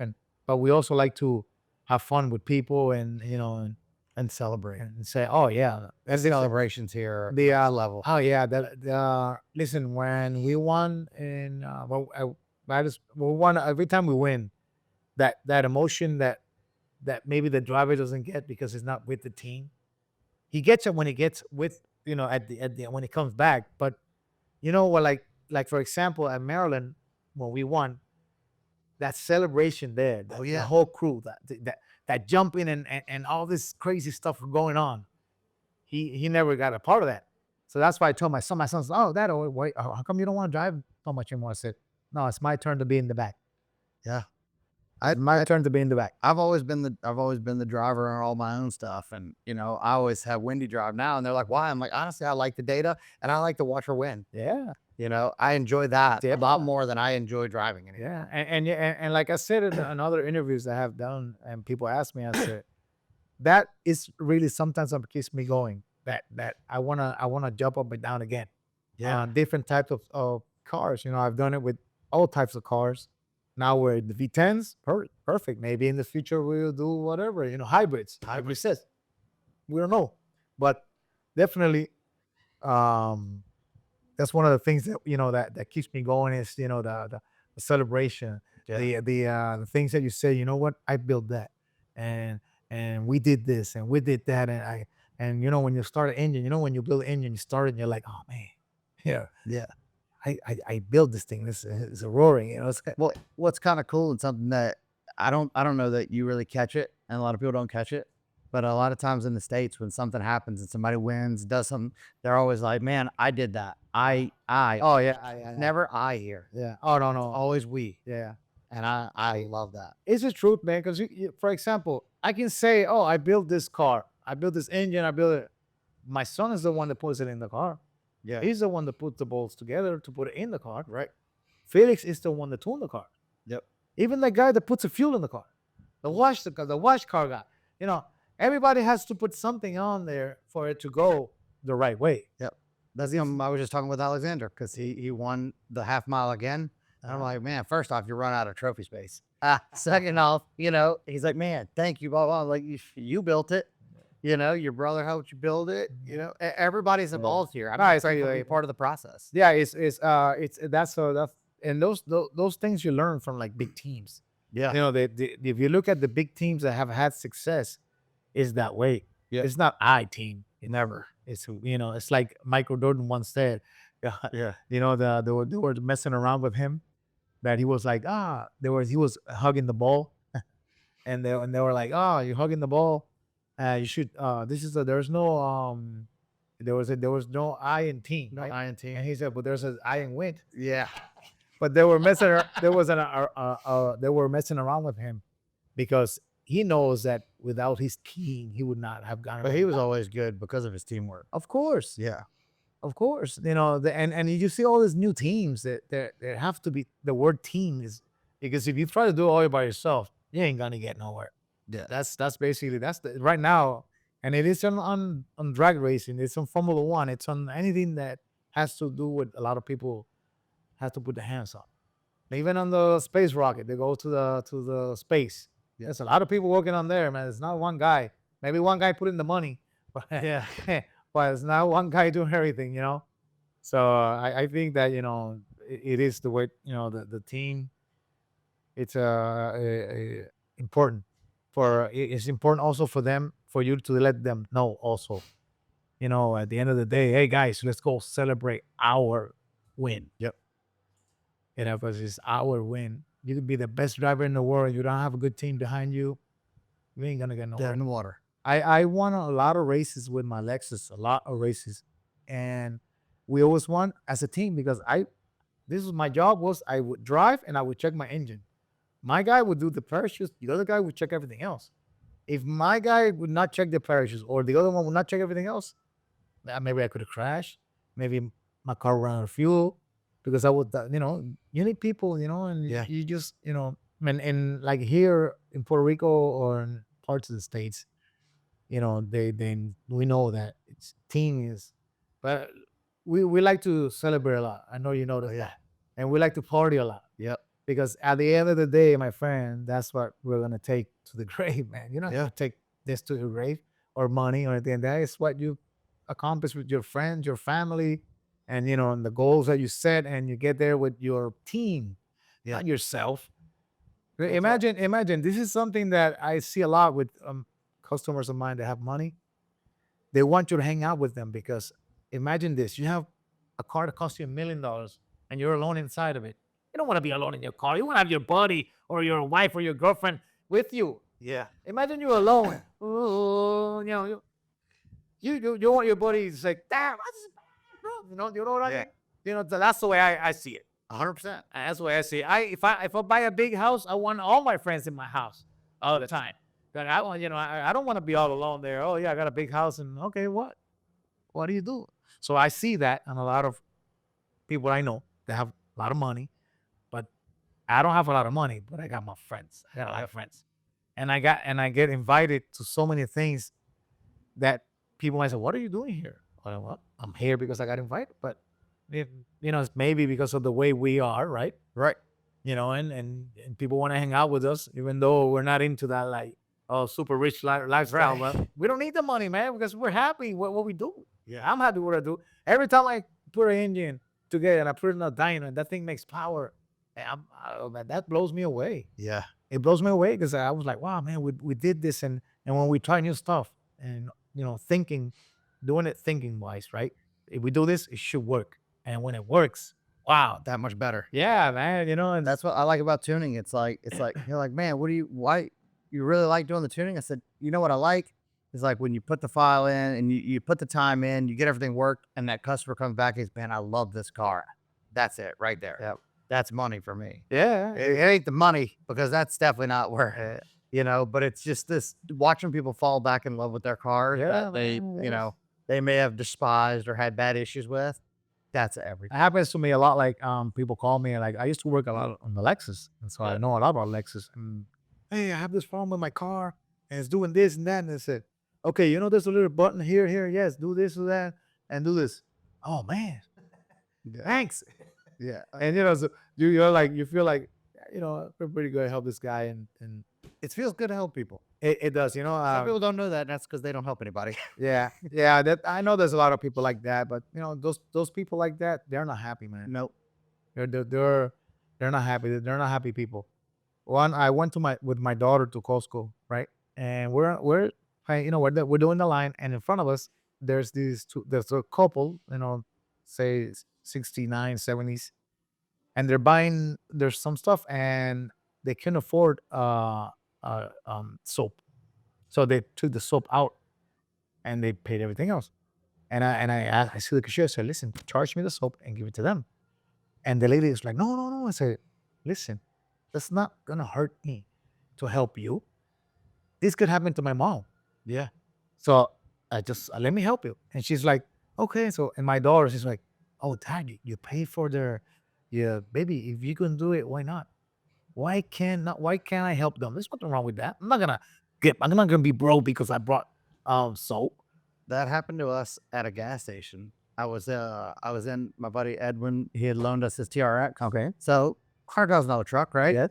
We're at the gas station, and I guess because my card was from the States, Okay. it wouldn't work. Man, what the hell? Oh, your credit card. Okay. Yeah. I'm like, damn it, whatever. And I didn't have another card on me. And this guy walks up and he goes, fill it up, man. I'm like, huh? And he goes, yeah, man, fill it up. I'm like, I'm not gonna do that, but I really appreciate it. And I was just like blown away. That was when we were just starting to kind of move over. And I was just like, who does that? Yeah, It was like, here you go. I know you got $100,000 truck, but let me help you. listen, when the Hurricane Maria came to Puerto Rico, it really opened up a lot of eyes on the way we were treating each other. And when that happened, Maria came, it destroyed Puerto Rico.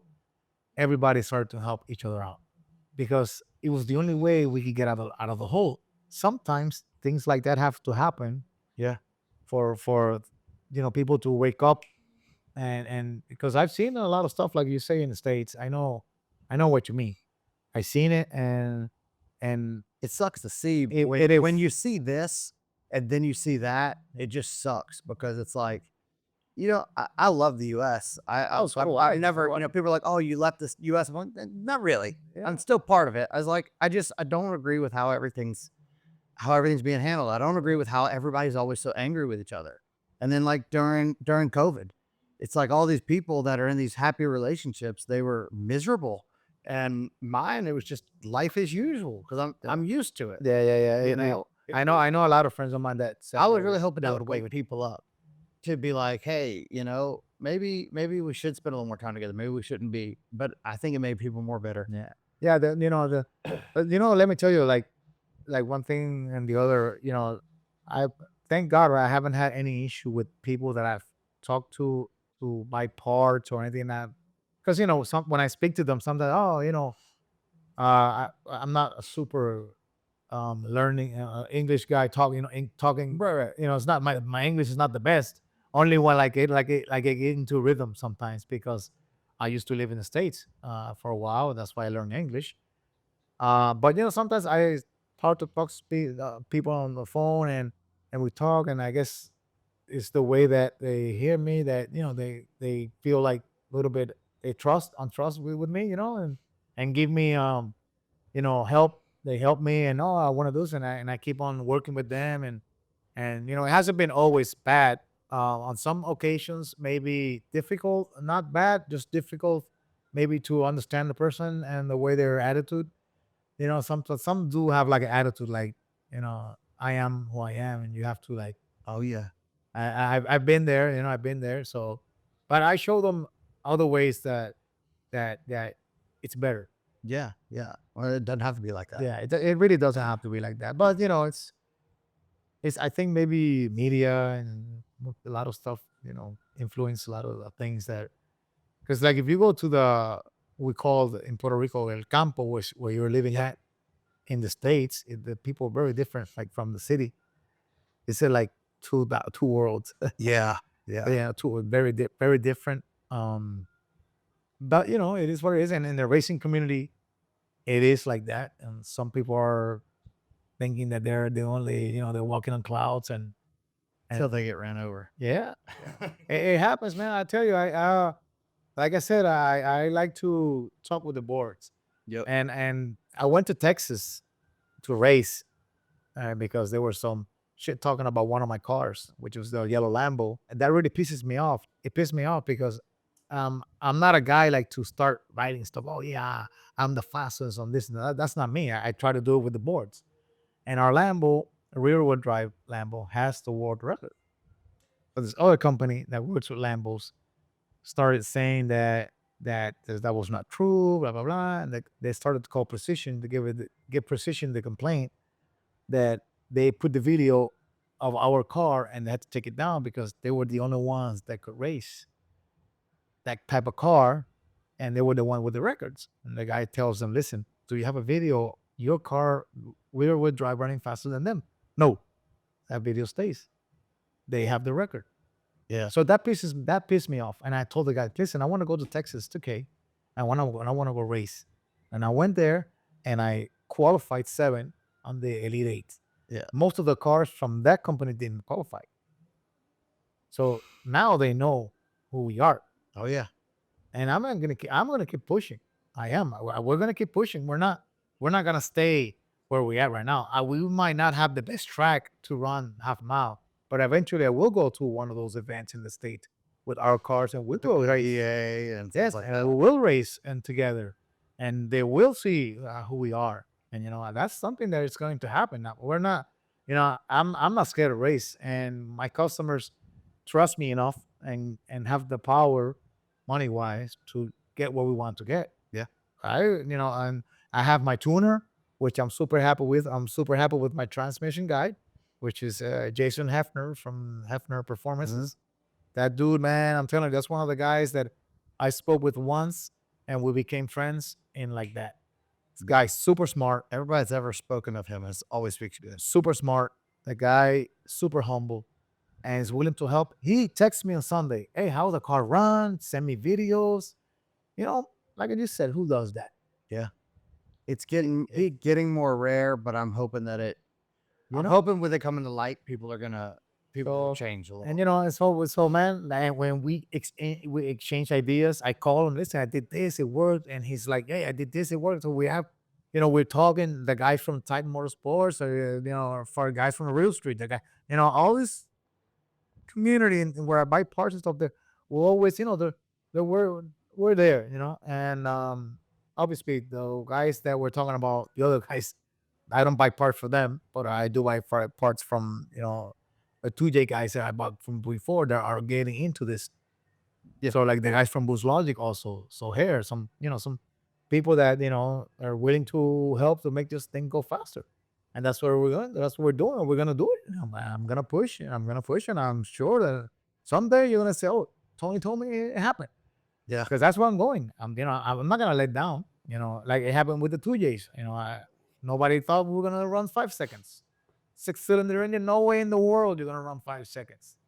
Running 5.54 already. A 2J has run at 262 mile an hour. On 262 cylinders. 6 cylinders. So nobody in the world, the V8 guys never thought that would happen, because obviously bigger is better. But on this type of thing, it's not like that. Yeah. So, I'm telling you, I don't think we're ever gonna run 3 seconds like the top fuels or anything like that. That's I don't know. You never know. But I don't know. You gotta be careful. Yeah, but Technology's advanced. yeah, so of course. But I think we might need the power that you guys make on the V8s. Obviously it's different, but Or you just dump a bunch of nitro and get some really good turbine wheels. no, listen, man. If we ever get some turbo wheels that can hold that kind of heat, I would tell you I will be the first one testing that, because I like push boundaries all the time. I like it. That's anything that I can do that can make me go faster. Right now, we're making some camshafts for these engines, but a very known company that just I told them, listen, I have the camshaft. They were willing to here. I give them to them. They said that I had from one of these engines. They didn't have any. Now they have them. They're designing them. They called me the other day. Listen, we're almost done. Soon you'll have your set. So helping each other out. Yeah. There's nothing wrong with that. That's gonna help everybody. Yes, of course. And we're gonna go racing. Yeah. And we might be best friends here, but we're at the light. I want to race you. I want to beat you. You want to beat me. At the end, I'll say, if you beat me, I'll say, man, your car's good, and I hope it will be the other way the same. But that's the way I am. If you beat me racing and your car ran more than mine, I'm not gonna give you an excuse. Bro, your car's good, man. Yep. I'll see you in the next one. Yep. So I'll definitely be back with that. I'll be back. I'll try that. That's something I like. I like that. I don't want to be all the time at the top. I get beat up. It's boring. Yeah, I get beat up sometimes. I got beat up this weekend with the at Cuco, the GTR ran 259, and people call me, and I'm not giving excuses. People, this, that, what. I don't want any excuses. They beat me, whatever. I don't care. They beat me. They got their record. I'm happy for them. They worked for that. Yeah. And they have had 30,000 headaches with that car, because I know I've been there. I know the owner, and I know the mechanics, and I know the tuner. And I know they've had so many headaches. And I'm super glad that they ran it. And I'm super glad that the guy's okay. At the end. At the end, I was super worried. I went down there to see if he was okay. Because at the end of the day, we're all friends. I don't want to see none of my friends get hurt. No. Even though we're competition. Yeah. So, and they beat me first car, bro. They just went to 259. I tried to push my car. It slipped. The owner said, listen, the track's not for me today. Okay, buddy. Park it. Let's go drink. I can't believe everybody was still running in that. What? I said I can't believe everybody was still trying to run in that. Yeah. Oh yeah, man. Well, listen, we like the is even though we keep pushing, right, it gets more dangerous. But we're trying. We're always gonna try to go faster. I don't think anything is as dangerous as doing 200 plus in a Mirage. Oh no, I will never ever get over that. Of course. That would. When I saw that, I was like, I couldn't wrap my head around how that. Like literally, he must have a seat for his testicles to do that. Probably. Yeah, because if you see you've seen. I saw the car. Yeah, you've seen the cars. Yeah, it's pretty well. Let me tell you. I don't know if you've seen the motorcycles on this Man Island thing. Isle of Man. Oh my God. Yeah. So to me, those guys are pushing. Yeah. Definitely pushing. That's insanity. But yeah, man. Other things that might be in the future. I want to go racing in the States. I want to be able to battle with the good ones and the top dogs, and say, Tony from this little island, making some noise and having fun doing it. Hell yeah. Yeah. And maybe some V8s might come along and we'll race you. Maybe you tune it for me. Yeah. But all right. Well, I appreciate everything. Yeah, man. Tell people how to find you. Hello, guys. Other than signals. Well, I am in Instagram. I'm TP1 Motorsports, and on Facebook it's Tony Performance. and 20 Performance and YouTube. I have a whole bunch of videos and stuff that cars Yeah. that we've done. I really don't have like a media guy where I have any control what happens. A whole bunch of friends of mine always want, oh, you should get somebody to be doing, recording what you're doing and stuff. But nah, it's just for me, I don't have the time. Right now, I don't have the time. It's just so much stuff that gets. For me, I need a day like for 48-hour day. I don't know you, but Yeah. Yeah. yeah, I wake up in the morning. I wake up at 6. I'm here already 8 working, and I close my eyes. It's already 12. Then all of a sudden it's 3, and oh man, it's already time to go. That's how it feels every day. Yeah, right. So it's not only me. Yeah. No, I'm so happy about that. So, all right. Well, we'll link everything down below. Yeah, yeah. Hey, I really appreciate you guys coming along. I'm really happy that you moved to Puerto Rico. We are very happy to be here. I we love having good people in Puerto Rico. So I welcome you guys, you and your family. You guys have a friend here, not just because of we started now, you became family, you TP1 Motorsports also somewhere in there. So, hey man, whenever you guys who want to come get your friends come racing Puerto Rico, bring them over and we like to battle. See, We got got anybody willing to ship over and see whether they run after here. Act out. It's not difficult, it really is not that difficult. If you want to come race and you really want to race and you want to have fun racing, come to Puerto Rico and you'll see why this guy moved to Puerto Rico. Yeah. And might just be the next one moving. Yeah, never know. Well, look at Dorado. That's Yeah. that's already American right there. I can see it from my house. Yeah, Yeah, I can see yeah, man. There's a lot of people that moving. when the power goes out, it doesn't go out there. Oh, that's a good one, man. That's a good one. I'm like, dang. Yeah, man. So, like I said, really happy that I'm part of your new venture, and Yeah. appreciate you coming to my shop and doing this. Yeah. Thank So- you. Yeah, man. So, hey guys. So this is our shop. We basically work on European cars and Japanese cars. We have here Lamborghinis. We have a Porsche. This one we're working on. We're actually doing a carbon fiber body kit. We did exhaust system tuning, and now we're installing the body kit with carbon fiber and stuff. Most of these cars are to get worked on, and some of them are storage cars. That's basically what we do here at 20 Performance. That yellow Porsche right there, we're gonna build an engine for it, looking for 1300 horsepower. This is a friend of mine's Murcielago, which I want to keep for myself. Everybody wants to buy, but I never tell them there's for sale because I want it for me. Is a Challenger bit? Oh yeah, we hide it. We need to hide it. Just kidding, guys. Just kidding. This is my son's race car, which it will soon be coming out. We also do drag racing. So basically this is our baby, our shop. And soon he'll be racing. This car has run 5 seconds, 2JC engine, 6-cylinder, done by us. So I'm happy to get it done, see if he really has it to get there also. This is a brand new GT3 RS.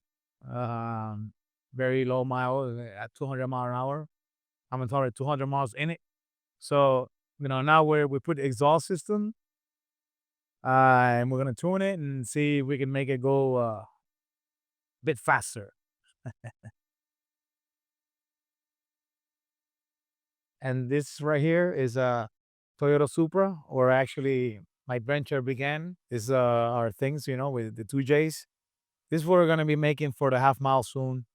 We want to see if we can get the record again from the half mile. This one should be trying to run maybe 220. So we'll see. This is a manual car, rear wheel drive. So it's not as easy as any other type of car. So we'll see. It's okay. So here we have other that's a Porsche 997, which is covered. We're working with engine wise, and another Supra, another Porsche, no engine. Oh, so this is the engine for that car. So we're just making a few little changes on the. These cars have issues with the water system. It gets when they get old, it starts to leak. So we just change the stuff and get it running again.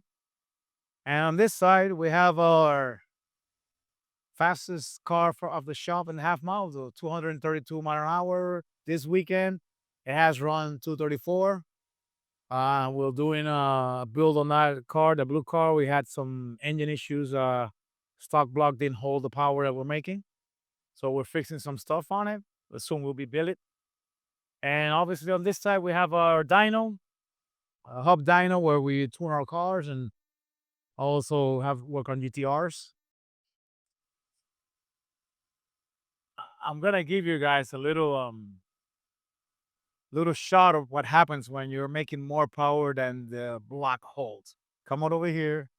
See if the light might let you see what happens when you're making 2,400 horsepower and you see that little crack right there on the block. That's a crack. Audi D10 block. Yeah, right there. It went away after 2,400 horsepower. Wheel horsepower. So that's what happens. So now we got to go build it. Yes. Of course. It's just things that happen when you're pushing a little bit more than supposed to. That one over there is a F430. Ferrari F430 convertible. That one's just storage. We just store it. Yeah. Yeah, this is our baby. So now basically this is TP1 Motorsports. You guys are welcome whenever you want to come by and say hi. We'll be here working, looking for more power. Tune into our next video.